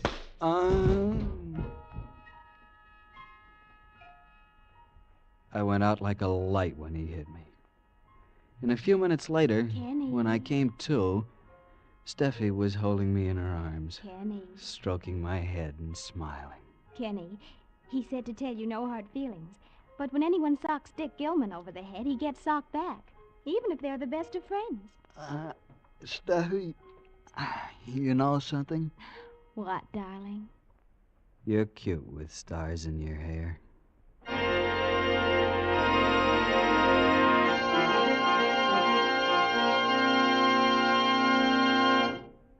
Escape is produced and directed by Norman MacDonald. Today we have presented transcribed Finger of Doom by Cornell Woolrich, adapted for radio by John Dunkel. Starred as Kenny was Harry Bartell, with Ed Begley as Gilman. Featured in the cast were Joy Terry, Edgar Barrier, Louise Arthur, Peter Prouse, and Kay Miller. Special music was arranged and played by Ivan Ditmars. Next week. You are clinging to a narrow window ledge, your strength running out. While before your eyes, seen through the window, the most beautiful girl in the world is about to die. Because of you.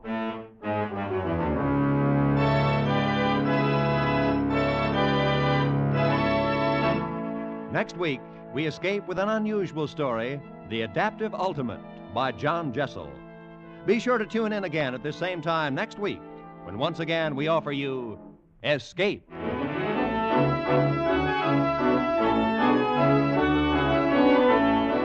You can escape again tomorrow night when CBS's famous dramatic series presents screen star Edmund O'Brien in another special Sunday night escape broadcast at 6:30 Eastern Standard Time.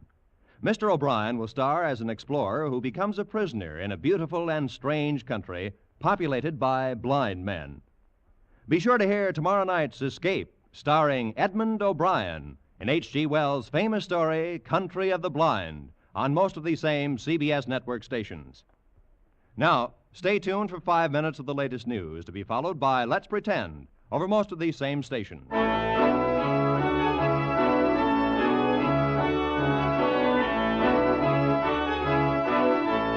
This is Roy Rowan speaking for CBS, the Columbia Broadcasting System.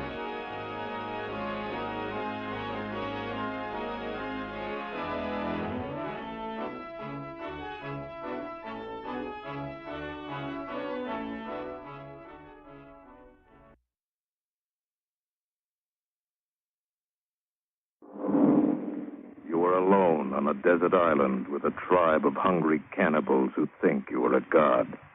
A tribe of natives who would eat you rather than let you escape.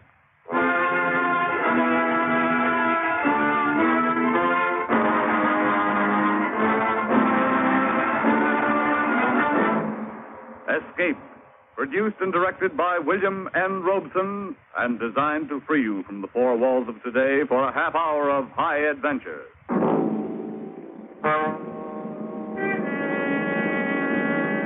tonight we escape to the South Seas and a cannibal kingdom in H.G. Wells' famous story, Jimmy Goggles, the God.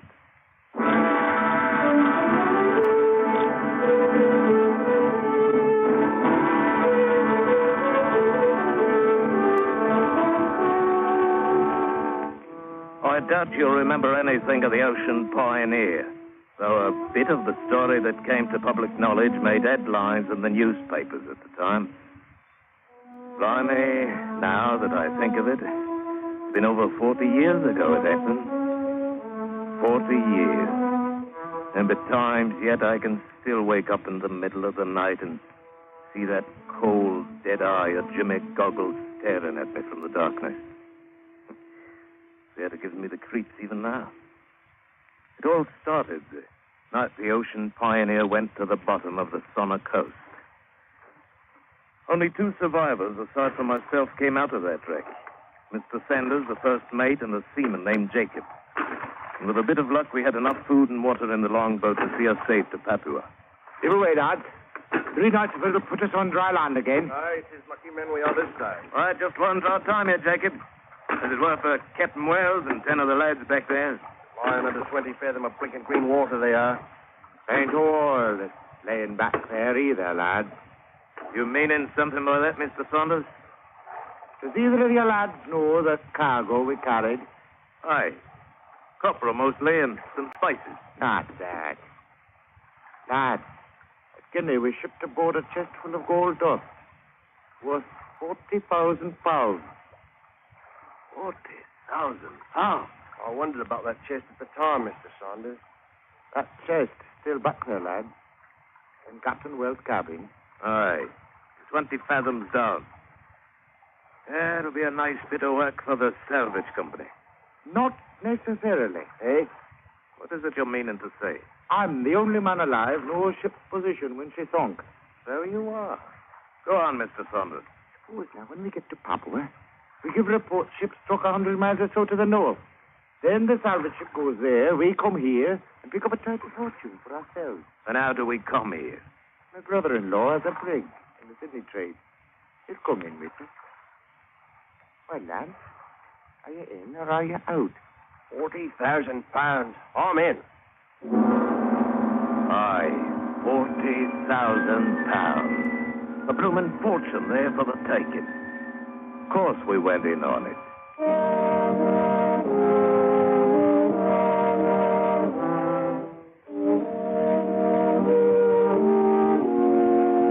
Back in Papua, Saunders made the arrangements with his brother-in-law, Captain Ferguson. And a fortnight later, we set forth in the brig Pride of Banya. There were just the 4 of us in the diving suit. It was one of them kind of diving suits that don't have a pump or airline. Carried its own tank of compressed air attached so you could walk around on the bottom independent-like. We hung the suit on the wall in a mess room, and believe me, it was some bright times we enjoyed besides it during the 3 weeks the Pride of Banya beat in towards Sonner Channel. We'd wonder how long it'd be before we'd get there, and what the salvage ship might be finding 100 miles away from the wreck. And all the time acting like we hadn't a care in the world. And that confounded diving suit would sway back and forth like a regular human being it would. And the glass window in the front staring like a big eye in the middle of its fat copper head. We got so we'd talk to it like it was somebody. And we even give it a name. Jimmy Goggles, we called it. Jimmy Goggles. And every time we'd break open some rum, we'd pour a glass or so into Jimmy Goggles.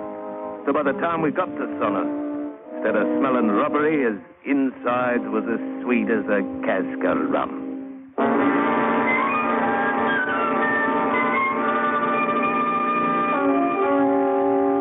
When we found the place, we was afraid to take the brig into the rocks where the wreck was lying. So we anchored about half mile off, and all of us rowed to it in the longboat. Aye, she's still there, all right. I can see the tip of one of her masts above the water. Devil take the mast. It's the fortune below I'm interested in. Oh, fear. It'll be there, lad. There to the port a bit. Hey, is it still agreed? I'm the one to go inside Jimmy Goggles to make the first trip down. Aye, George. It's what we decided. Easy now. Now on to her. I can't say I envy you none, George. Back the oars now. Easy. There. Got a line around the mast. Keep us from drifting. Better get into that diving suit, George. Right away, Captain Ferguson. Aye. Just as happy it ain't me that's going down. Huh? Why not take it? What are you talking about? It'll be cold and dark down there at 20 fathom. Might be sights that ain't good for a man to see. In the dark and alone. Jacobs, you wander on like an old woman. I reckon the look of 40,000 pounds will cure a heap of other sights. I'm ready, sir. Except to secure the faceplate. Good. You know how to operate the valve? Aye, sir. And turn on the air. George, you'll find the chest in Captain's cabin. Move it if you can, or see about the chances of getting a line on it. Right, Joe. And good luck. Aye, good luck. Good luck. Well, cheerio, lads. I closed the little glass window in my helmet and fastened it. Then I edged toward the stern. Saunders was saying something, but I couldn't make out what it was.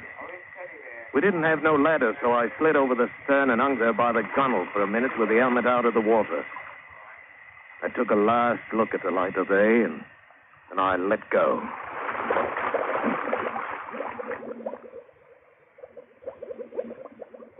Slow it was. I sunk down through that green water. The only sound was the air bubbling out of the helmet valve. That valve, you understand, was the only way you had of controlling the descent of old Jimmy Goggles. If you opened it up, down you'd go.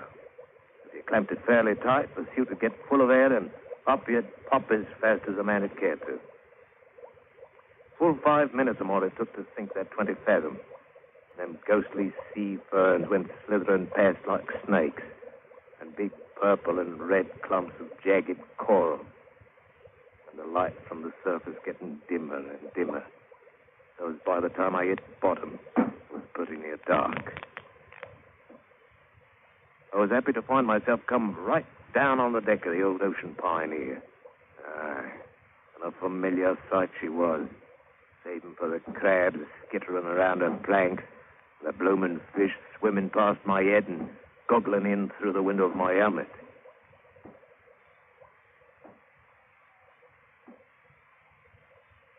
I made my way to the deck cabin. Right before the door, I stumbled onto a blinking skeleton, lying there on the deck as peaceful as you please. Judging by the gold braid still hanging on it, it had been old Captain Wells himself. Though there weren't enough left of it now to make a decent meal for an hungry guppy. Bobbed around like very gentle when I touched it, and all the time was wearing an horrible grin on its bony face. Like to give a man the shivers. I tell you certain I got through the business down there as quick as I could. Found the chest of gold and figured out the best way to get a blocking line on it. But even so, it must have been an half hour before I clamped the air valve and started for the top. Halfway up, something hit my helmet and slid on down past. I found myself looking right into the blooming face of First Mate Saunders. His mouth was hanging open, and a kind of pink smoke was drifting out of it and making a cloud in the water. I saw he had a spear run through his neck from one side to the other, and he was dead on the mackerel. He sunk on past out of sight, and then Jacobs drifted down from above, and I could see his head was all twisted to one side like and his neck was broken. He was dead, too. Then it hit me. The lads on top had been massacred by a boatload of them bloomin' heathen savages, and like as not, if I poked my head out, the same would happen to me. Oh, blimey. I cracked open the helmet valve and shot down toward the bottom. I sat down there on a sunken rock for nigh on to 15 minutes, I guess, trying to figure out what to do. But any way a man would look at it, there weren't but one answer. So finally, crazy as it seemed, I got up and started out to walk ashore.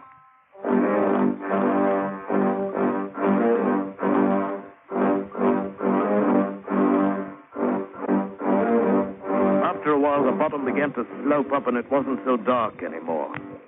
Finally, my helmet poked up out of the water. I saw the beach about 50 yards away with dark jungle right behind it. I sloshed on through the water and came out on the sand. Then I opened the faceplate in Jimmy Goggles' head and cut off the air from the tank and took a deep breath of the natural kind.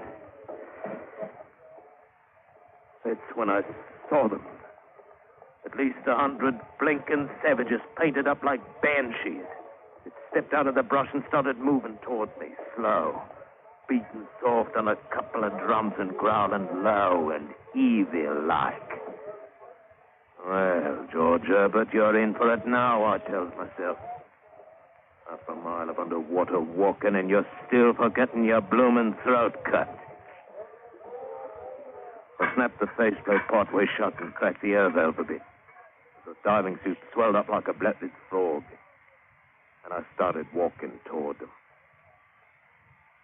When I got close, they moved back along two sides of a kind of path, and I walked right down the middle of it. It led back into the jungle, and pretty quick we come out in a little clearing with a grass hut standing in the middle of it. And sitting in front of the hut was an heathen idol, carved out in koa wood. Was grinning about as hideous as he ever hoped to see. And the idea hit me. I was in a spot. It couldn't be much worse, and maybe it would work. The natives seemed to be awed by Jimmy Goggles already. So I reached out and gave the idol a great push, expecting any second to feel a spear through my gullet. I looked up. Blimey, if them heathens weren't down on their faces, worshipping like mad. It had worked.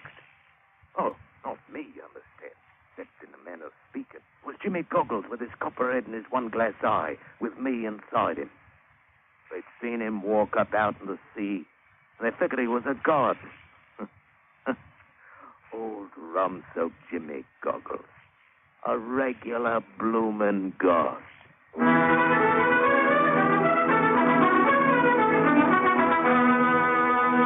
After a while, it began to get on my nerves, so I went inside the hut.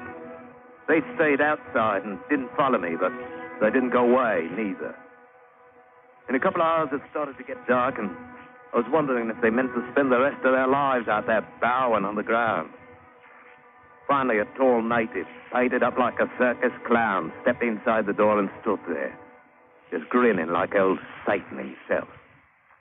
Blimey, if I had me a pistol, my beauty, I'd have you grinning on the other side of your face. Oh, would you now? Huh? What? You're speaking mighty bold for a man who's had a lot of luck. Depart, unworthy mortal, before I smite you with lightning. Oh, relax, one. I've been some time around plantations in Papua. Learned thing or two I did, including English language. Jumping, Christopher. What the devil you doing here? Taking advantage my simple bedroom. Something else I learned at Papua. My name, Mamala. I'm high priest, witch doctor, call it whatever you want. Well, I'm happy to know you. Mine's George Herbert, officer of the English brig Pride of Banyan. The late brig, you might say. Boys burned it a couple hours ago. Burned it? What for? Aye. Why was it you attacked us in the first place? Oh, a bit of go like that once in a while keeps boys feeling joyful like, George. It's harmless in manner of speaking. Harmless, is it? Not for my boys it weren't. Oh, well. What were you diving for out there, anyhow? Pearls. So it's now, mate. You are looking over that wreck down there on the reef. What's aboard her? All right, Mamela. She was carrying 40,000 pounds in gold dust. 40,000 pounds? Know where it is? Aye.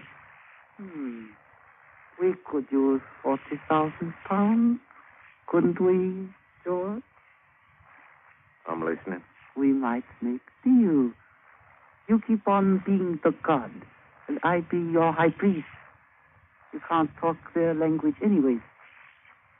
Between us, we'll have him eating out of our hand. Meanwhile, we'll figure a way to raise gold off the bottom. Hold off. You mean I gotta go on wearing this bloomin' suit all the time? Only if you want to stay alive. They found there was man inside it. I tear you to pieces. Barmy, it ain't all it's cracked up to be being a god. At least you're alive, mate. And we'll both be rich. Aye. Are they gonna spend the night out there? We'll be leaving after ceremony, except for guards of honor. I understand you. What's the ceremony? Oh, a little piece of business with owner of Briggs. We captured him alive, you know. Captain Ferguson? What kind of business? A bit of this, a bit of that. When they get done, they cook him, of course. Cook him? Well, now, you wouldn't expect boys to eat him raw. Wouldn't be civilized, you know. See you in the morning, George.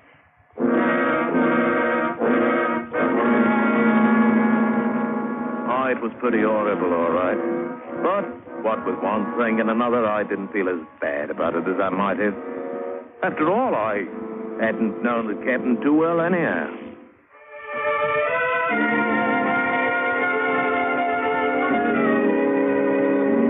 Nearly a month went by in mighty uncomfortable fashion.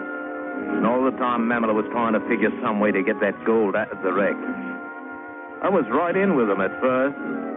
Then I got to noticing how he was always saying what he could do with 40,000 pounds.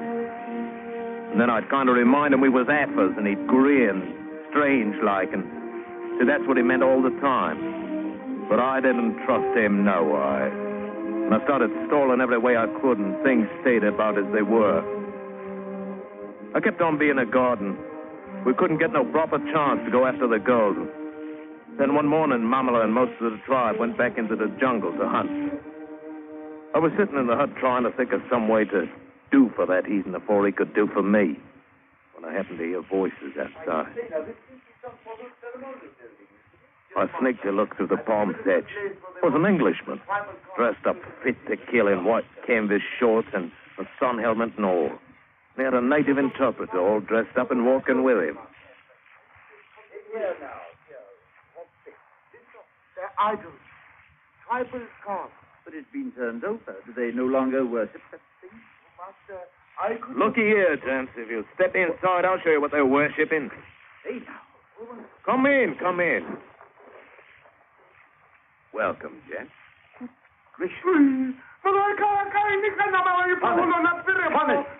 Stop that heated chattering. I've taught you better. Oh, now take it easy, lad. Nothing but a diving suit, you know. Yes, of course. I saw that. Who are you, anyway? Yeah, no, let's not be asking names, seeing as I didn't ask yours. Well, there's no objection to telling you, sir. It's Bender. I'm with the Royal Anglico-Papuan Missionary Society. No, not really. Please, no profanity. Might be a slip. How'd you get here? By sailing cutter, down coast from the Banquil Residency. Well, you've had a bit of luck. If the boys was here, you'd be in a proper fix by now. Oh, I dare say we'd be in no danger. No danger, huh? What is it you'd call being cooked like a pork tenderloin? Have they done it to one of my friends? An adventurer, no doubt. But the natives are well aware that if anything happened to me, there'd be a gunboat here from the residency in 48 hours. Oh, that's how the wind blows, is it? It is indeed. And may I ask why you're masquerading in that diving rig? Aye. To keep from getting myself killed, that's why. The natives think this blinking rubber union suits a regular god. I see.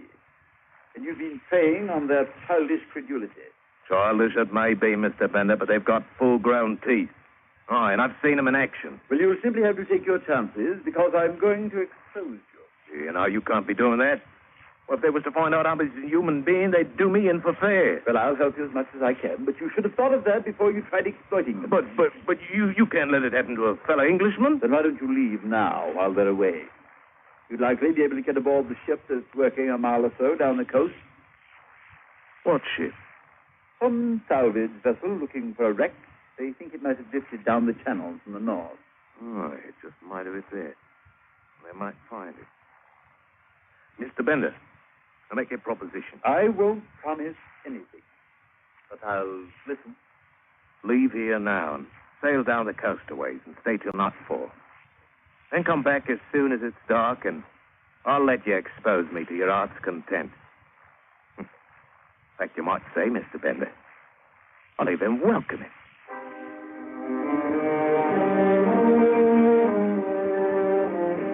Weren't nothing else to do. If that salvage ship found who I was, I'd be in it for good. They'd know by now that we'd filed a false report about the position of the wreck, so we could get the girls for ourselves. They'd put me in the brig for sure. And if I tried to leave with Bender, he'd turn me into the first British resident we come across. I had no chance at all at the 40,000. And if I stayed here, like as not, I'd end up parceled amongst 100 heathen stomachs. But I had one chance of showing that blinking mammal as how you weren't the only one that knew a thing or two. I finally talked Bender into leaving, and about dusk, Mamala and the boys came back. Understand that nosy man, Bender, was snooping around here this afternoon, George. Know anything about it? Bender, eh? Oh, that's who it was. I saw him prowling around the clearing, but he didn't come inside the hut. I'd have given him what for if he had. It's a good thing he didn't. It's a blasted nuisance, always interfering with established customs of the people. Like witch doctors, eh, Mamala? Gods, too, George. He'd do for you quick, and he would be. Why don't the boys just eat it? No. That would be too dangerous. He'd be missed and they'd send gunboats.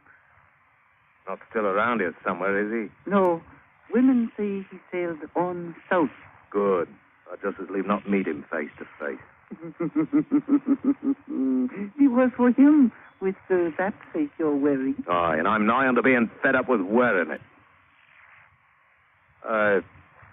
Mamala me, auntie.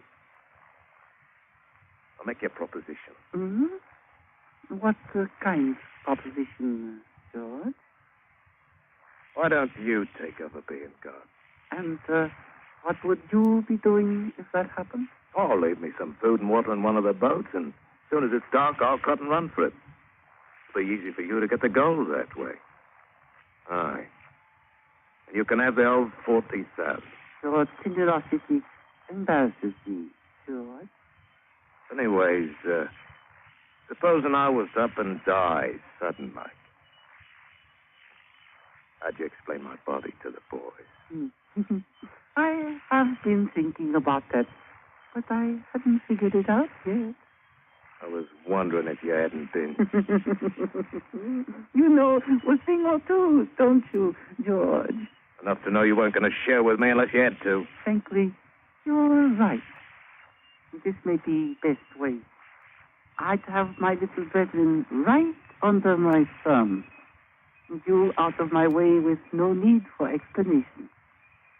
All right, George. I'll keep the boys away from the clearing so you can make your break. Both be ready in half hour. Good luck.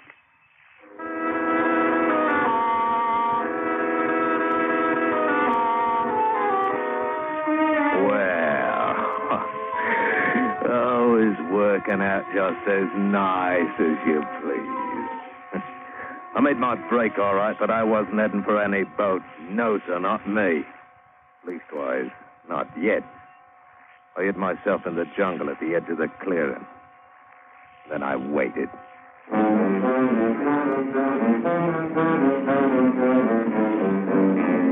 After a while, them savages started drifting back into the clearing, and pretty soon Mamala, all dressed up in Jimmy goggles, came out and sat in front of the hut, the way I'd been doing every night. And the bloomin' heathens started in bowing down, all just as usual. I waited a long time before I finally heard it, a commotion starting over at the far edge of the clearing and coming closer. It was Bender and his boy Friday, walking through the crowd to where Jimmy Goggles sat with Mamala inside him. The crowd moved aside and let him pass, but you could tell they were just waiting for that one-eyed god of theirs to knock him stone dead. He stopped in front of the hut. All right, I'm back. Suppose you carry out your part of the bargain and take off that... Get out, you fool! I didn't really believe you were honest. All right, Thomas. Tell the natives this is nothing but a man dressed up. Hey, Connie!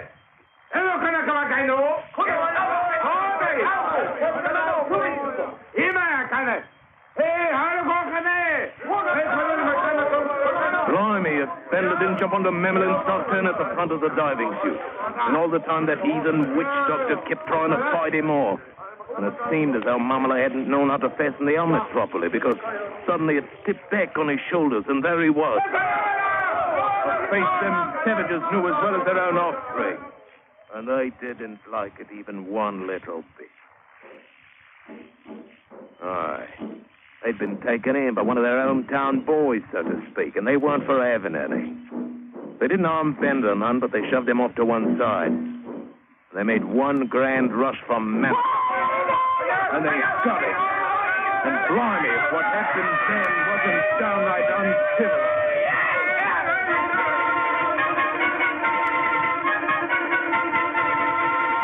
I cut and run for it and tumbled into that boat and shoved off.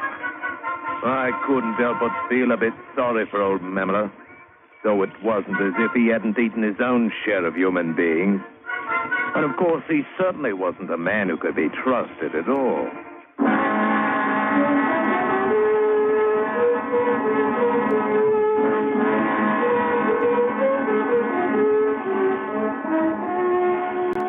Well, it was a long time after, before I heard how Mr. Bender made out. Seems as though he couldn't get them bloomin' heathens to listen to him at all. And one day he hit on the idea of climbing into that diving suit. And from then on he had a crowd around every time he'd open his mouth. As far as I know, old Jimmy Goggles may still be down there summers. With his battered copper head, and his rummy smell, and his one glass eye, he may still be doing business. Right down there at the same old stand.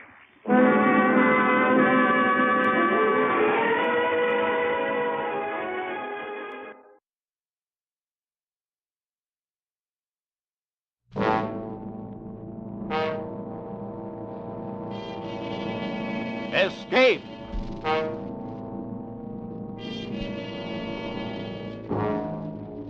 You are located on a remote plantation in the crawling Amazon jungle, and an immense army of ravenous ants is closing in on you, swarming in to eat you alive. A deadly black army from which there is no escape.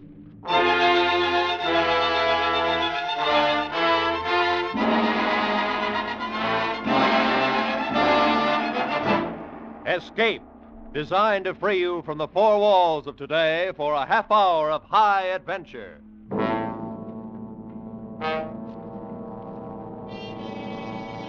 Tonight, at the request of many of our listeners, we bring you a repeat performance of one of the most gripping escape stories. Tonight, we escape to the Amazon jungle and to a creeping, crawling terror, as Carl Stephenson told it in his famous story, Leiningen versus the Ants.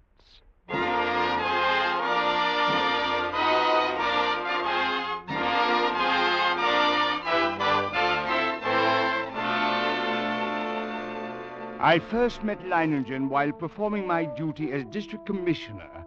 As my boat neared his plantation landing, I saw him upon the riverbank regarding me with mild interest. A great hulk of a man with bristling gray hair, bulky nose, and pale eyes. His entire appearance somehow suggested an aging and shabby eagle. He escorted me to the terrace and had drinks brought. I came quickly to the point of my visit and issued my warning. Leiningen puffed placidly at a huge cigar and listened as I said, "And unless they alter their course, and there's no reason why they should, they'll reach your plantation in 2 days at the latest." Uh-huh. Well, Commissioner, it was decent of you paddling all this way just to give me the tip. But a herd of crocodiles couldn't drive me from this plantation of mine. No, you do not understand at all. These aren't creatures you can fight. They're an elemental force, a gigantic catastrophe. 10 miles long, 2 miles wide, ants, nothing but ants, and each one as big as your thumb. Unless you clear out at once, there'll be nothing left of you but a skeleton picked as clean as your own plantation will be. I'm not an old woman, Commissioner. I'm not going to make a run for it just because trouble's on the way. But it isn't just trouble. And don't think I'm the kind of fathead who tries to beat off lightning with my fists, either. I've got a better weapon, Commissioner. Intelligence. With me, the brain isn't just a second appendix.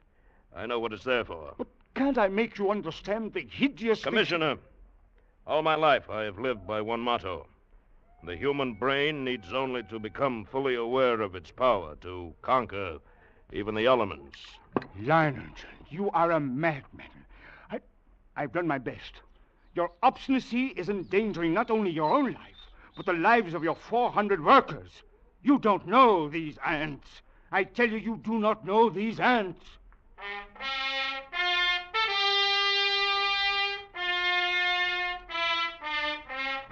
Leiningen merely sat there, puffing at his cigar and regarding me with a sardonic grin, and I knew it was hopeless. As I boarded my launch and cast off, I turned to look once more at this madman who calmly intended to defy one of the world's greatest scourges. I felt a sudden resentment toward him, yet with it was something else. I had never met a man like that, and I could not help on the bank of the river watching the commissioner's launch until it rounded a bend and was lost to sight. There was a strange look in the commissioner's eyes as he stood on the deck staring back at me. Clearly, he thought me insane. Well, he would not have been the first to think so. But I, Leiningen, knew my own powers. I was sure of myself. I knew that intelligence directed aright always makes man the master of his fate. That night, I called my 400 Indian workers together in the front of the plantation house. I saw their faces go ashen with terror as I told them the ants were coming. Watched them as they milled around muttering. I said nothing more to them. Finally, one of the men stepped forward. Bloss, the foreman. We have worked hard here for these 3 years, all of us. We have built the finest plantation in this district. We all share in it. It has been a home for all of us and our families. Now the ants come. So? Those ditches we dug last year, the pipe we put in the ground, that was for the ants? That was for the ants. If we moved our families across the river, the ants could not reach them? That's right. And you? The ants are mighty. We know what they can do. All of us think that you are more mighty. We will stay with you and fight against the ants. I knew that the men would give me that answer. I'd counted on it. Suddenly, I thought of the commissioner. I'd wondered what he would say at such unquestioning confidence. Would he still think I was insane? That night, at least I knew he was not soon out in my mind. One man who calmly evaluated his chances against a deadly menace, coolly decided he could win, and was willing to stake his life on it, to risk a horrible death for it. It was terrifying, and yet it was fascinating. When dawn came, I sent for my assistant. Together we went to the huge map on the district which hung from a wall of my office. What was the last reported position of the ants? Up here, about 70 miles above this fork in the river. Traveling southeast? Yes. Directly toward Leiningen. Toward whom, sir? That plantation at the bend in the river belongs to a man named Leiningen. Oh. When would you say the ants will reach there? I don't know. I imagine about tomorrow noon. Tomorrow noon. Still time. Still time? What do you mean? Huh? Oh, nothing. Never mind.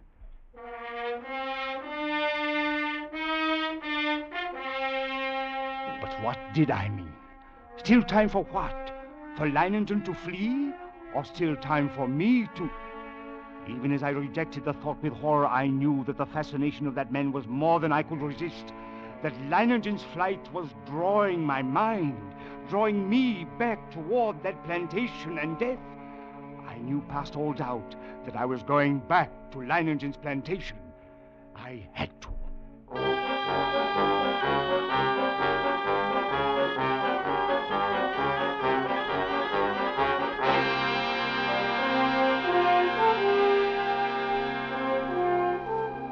was 10 o'clock in the morning when I rounded the bend and saw Leiningen's plantation before me.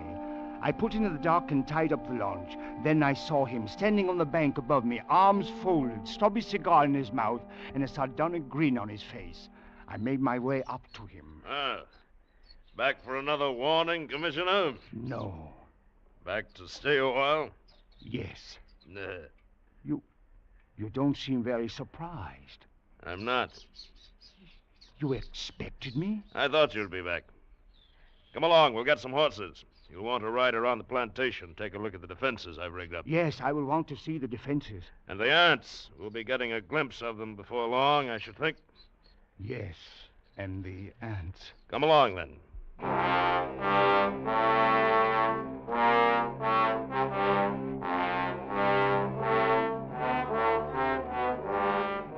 The defenses Leiningen had devised were quite impressive.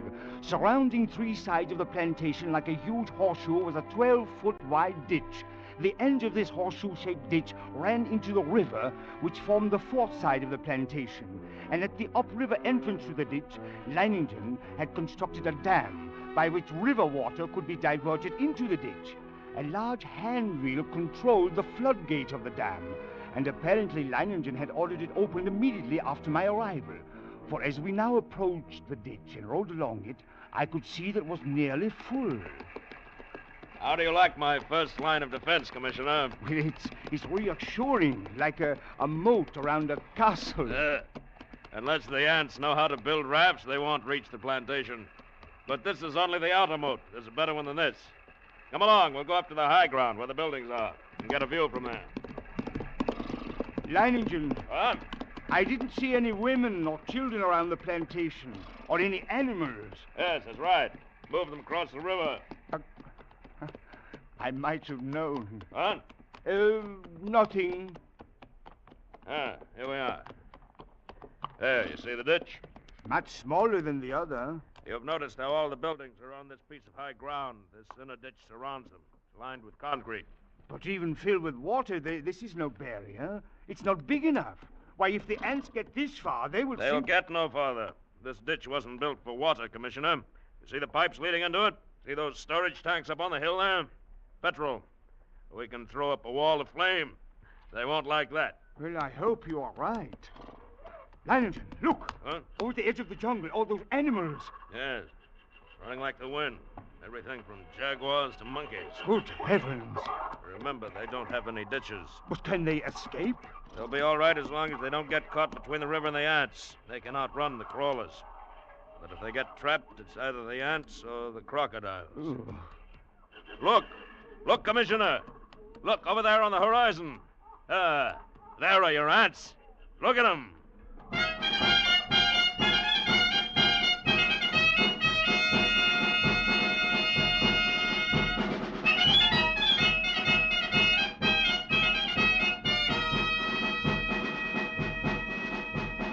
It was a sight I will never forget. Over the range of hills as far as I could see crept a darkening hem, ever longer and broader, until the shadows spread across the entire slope, then downward, uncannily swift, and all the green herbage on the entire slope was being mown as by a giant sickle, leaving only the vast moving shadow extending, deepening, and moving rapidly near. They're a hideous lot, aren't they? Leiningen, we can't last against that. Look at them. Why, they could fill your ditches with their corpses and still have enough to destroy every one of us. We've got to run. No. They haven't gotten to us yet. They never will.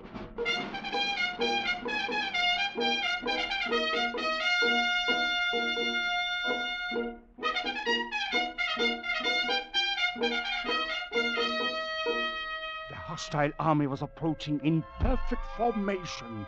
No human battalions, however well drilled, could ever hope to rival the precision of that advance. Along the front that moved forward as uniformly as a straight line, the ants drew nearer and nearer to the water ditch. As they approached, two outlying wings of the army detached themselves from the main body and started marching along the sides of the ditch, no doubt expecting at some point to find a crossing. And during this hour-long flanking movement, the main army remained still. Across the scant 12 feet of ditch, I stared at them, and they stared back at me. A solid mass, everyone as big as my thumb, with a reddish-black body and long legs. Suddenly a sound so unearthly as to freeze our blood jerked our heads in the direction of the jungle on the far side of the ditch. Coming toward the ditch at a stumbling gallop was a stag, covered over and over with ants. Leiningen threw up his rifle, and the stag fell lifeless to the ground, its agonies at an end. Horrified as I was, my curiosity impelled me to glance at my watch. I had to know how long the ants would take.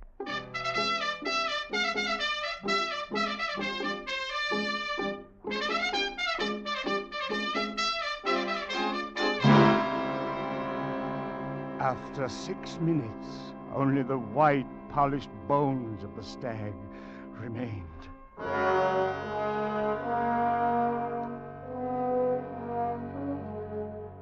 Leiningen and I exchanged glances, and I could see a change in him. Gone was the sporting zest of the novel contest. In its place was a cold, violent purpose to send these vermin back to the hell where they belonged. If he did not, we were both only too sure of the alternative. And now we even knew how long it would take the ants once they got to us.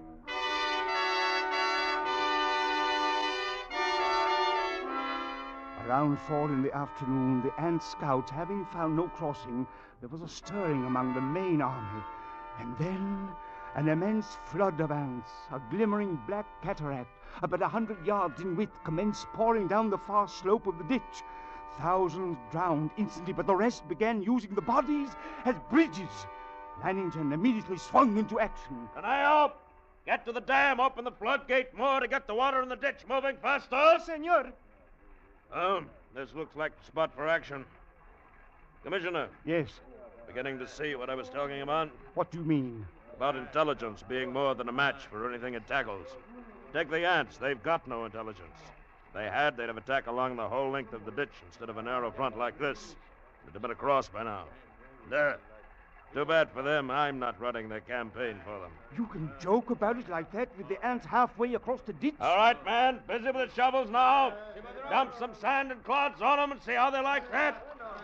You with the petrol sprinklers. Start pumping. I don't like it, Commissioner. I don't like it a bit. Look at them. Yes, but look at the ones on the far side of the ditch. Whole clumps of them rolling into the water. The rest are using them for bridges. Commissioner, the water's moving faster now. Tanayo got the floodgates open. Yes. Look at the ants. They can't hold their own against the current now. They're being washed away. Look at them, Commissioner. The water's carrying them away. We've beat them. We've won out.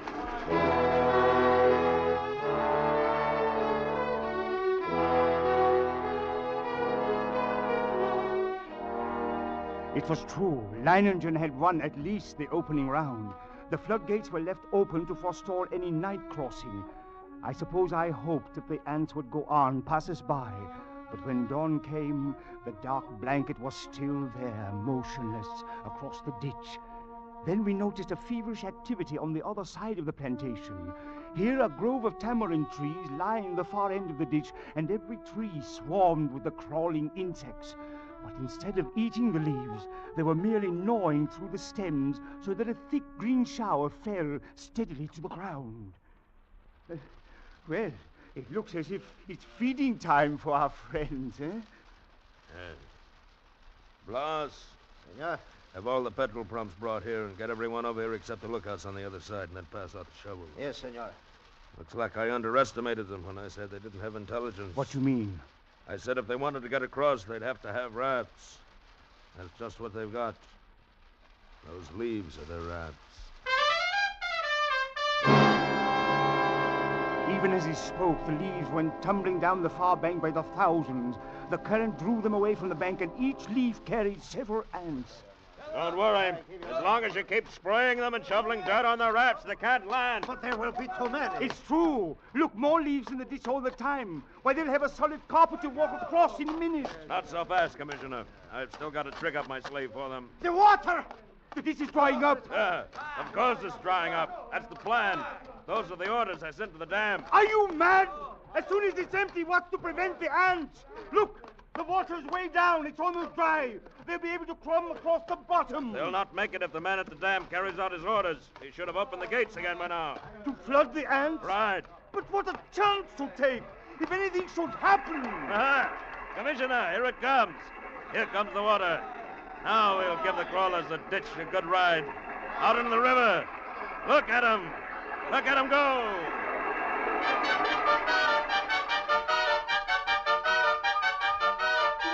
Line engine's tactics were successful at first.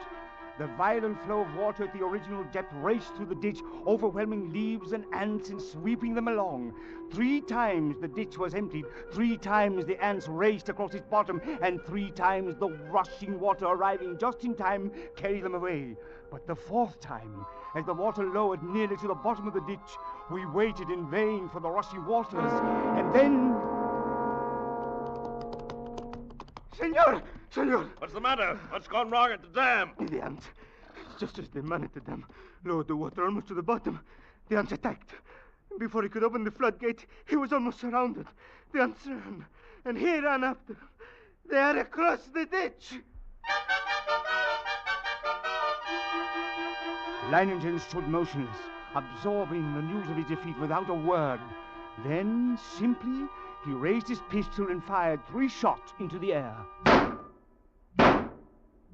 The prearranged signal for all men to retreat instantly to the second line of defense, the concrete ditches more than a mile from the point of invasion. Soon after we arrived there, the natives commenced straggling in silently. Leiningen waited until all of them had gathered, then he spoke to them. Well, lads, we won the first round, lost the second, but we'll smash the crawlers yet. Anyone who thinks otherwise can draw his pay and push off. There are rafts enough on the river and plenty of time still to reach them. You stay then. Good. Thank you, lads. And you, Commissioner? I can't persuade you to give up the fight. You cannot. Then I stay too. Yeah, I knew you. Senor! A few of the ants have reached the ditch. They're trying to get across? No, senor. I didn't think they would. There's plenty of food out there for them. Crops I've spent 3 years in raising. Ought to last them until morning, anyway.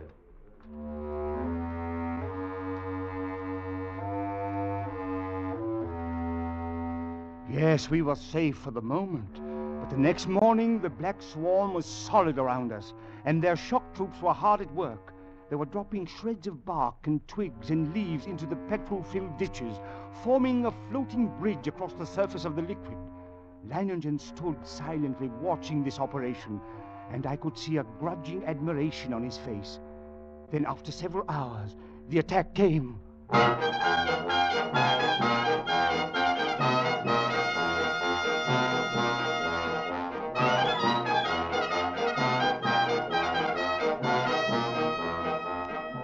Down the ditch they poured, millions of them, and across the bridge of twigs rapidly approached the inner side.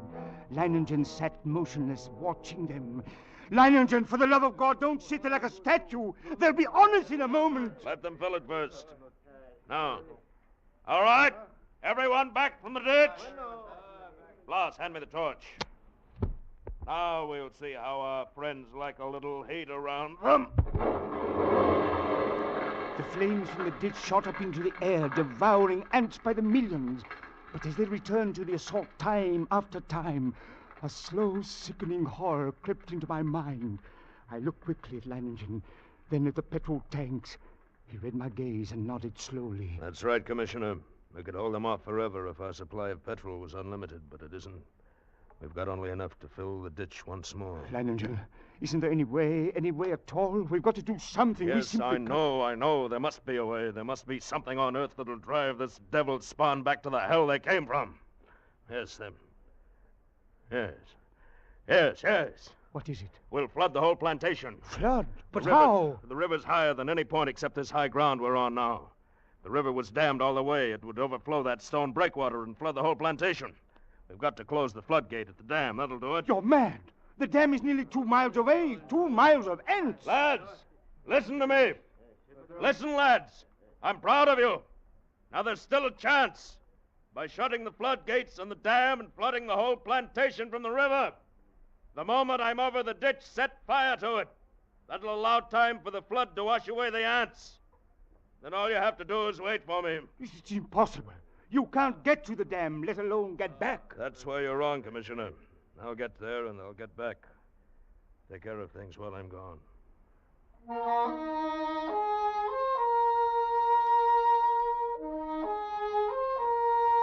I watched him as he calmly pulled on high leather boots, drew gauntlets over his hands, and stuffed the spaces between breeches and boots, gauntlets and arms with petrol-soaked rags. He shielded his eyes with close-fitting mosquito goggles and plugged his nostrils and ears with cotton.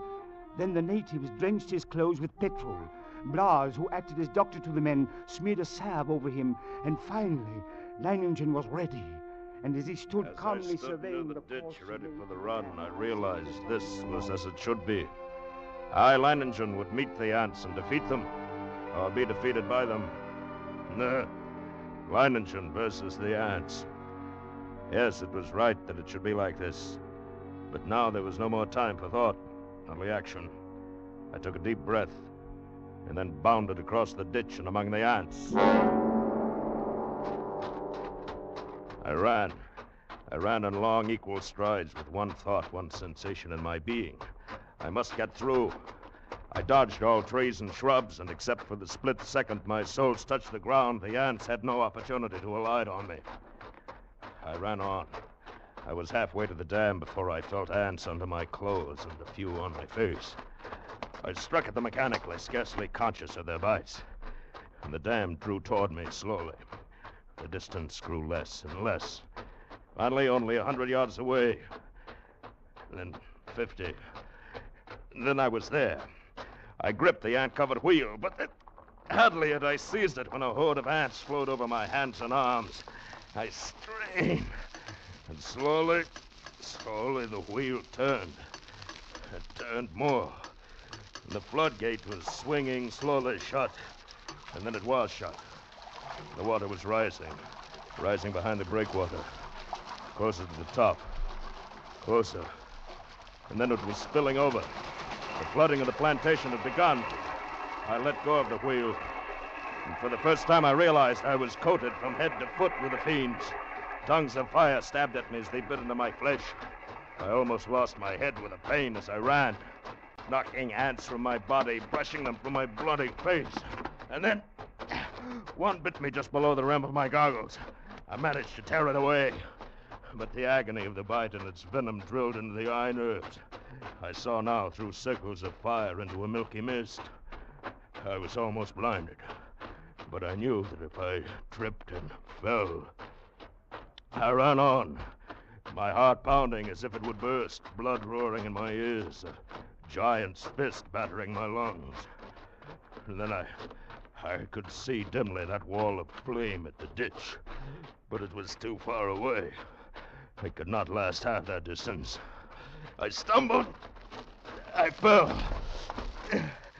Felt myself being swarmed over, devoured. I tried to rise. A great weight. And then suddenly the vision of the half-devoured stag in my brain. 6 minutes. Then nothing but bones. I couldn't let that happen to me. I couldn't die like that. To my feet.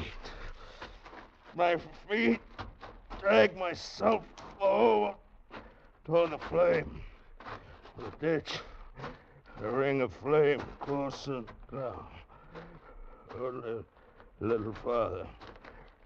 10 steps. 8. We had waited for hours when all at once through the blazing ring around us, an apparition hurtled and fell full length on the ground. It was Leiningen, alive with ants, unconscious, with glazing eyes and lacerated face. We rushed to him, stripped off his clothes, and tore at the ants that covered him. His body seemed almost one open wound. In one place, I could see a white bone.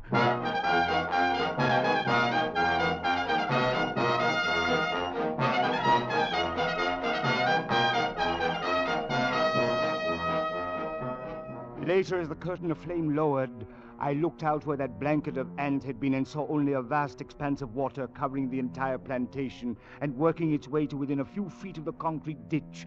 The ants were gone, drowned, and Leiningen had won.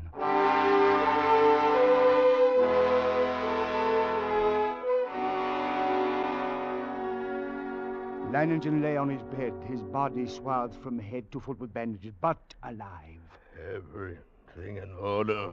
They are gone. I told you I'd come back, even if I am a bit streamlined. He grinned and shut his eyes. He slept.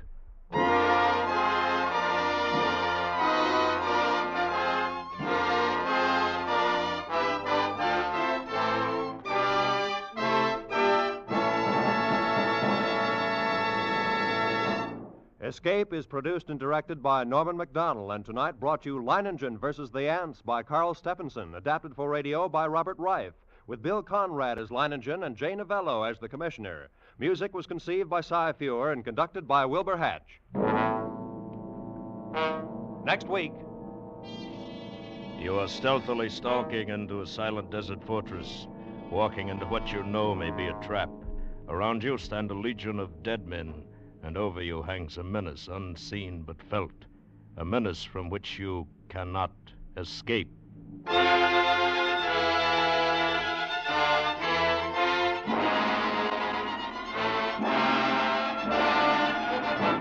Next week, we escape with Percival Wren's immortal story, Beau Geste. Good night, then, until this same time next week, when once again we offer you Escape. This is CBS, the Columbia Broadcasting System.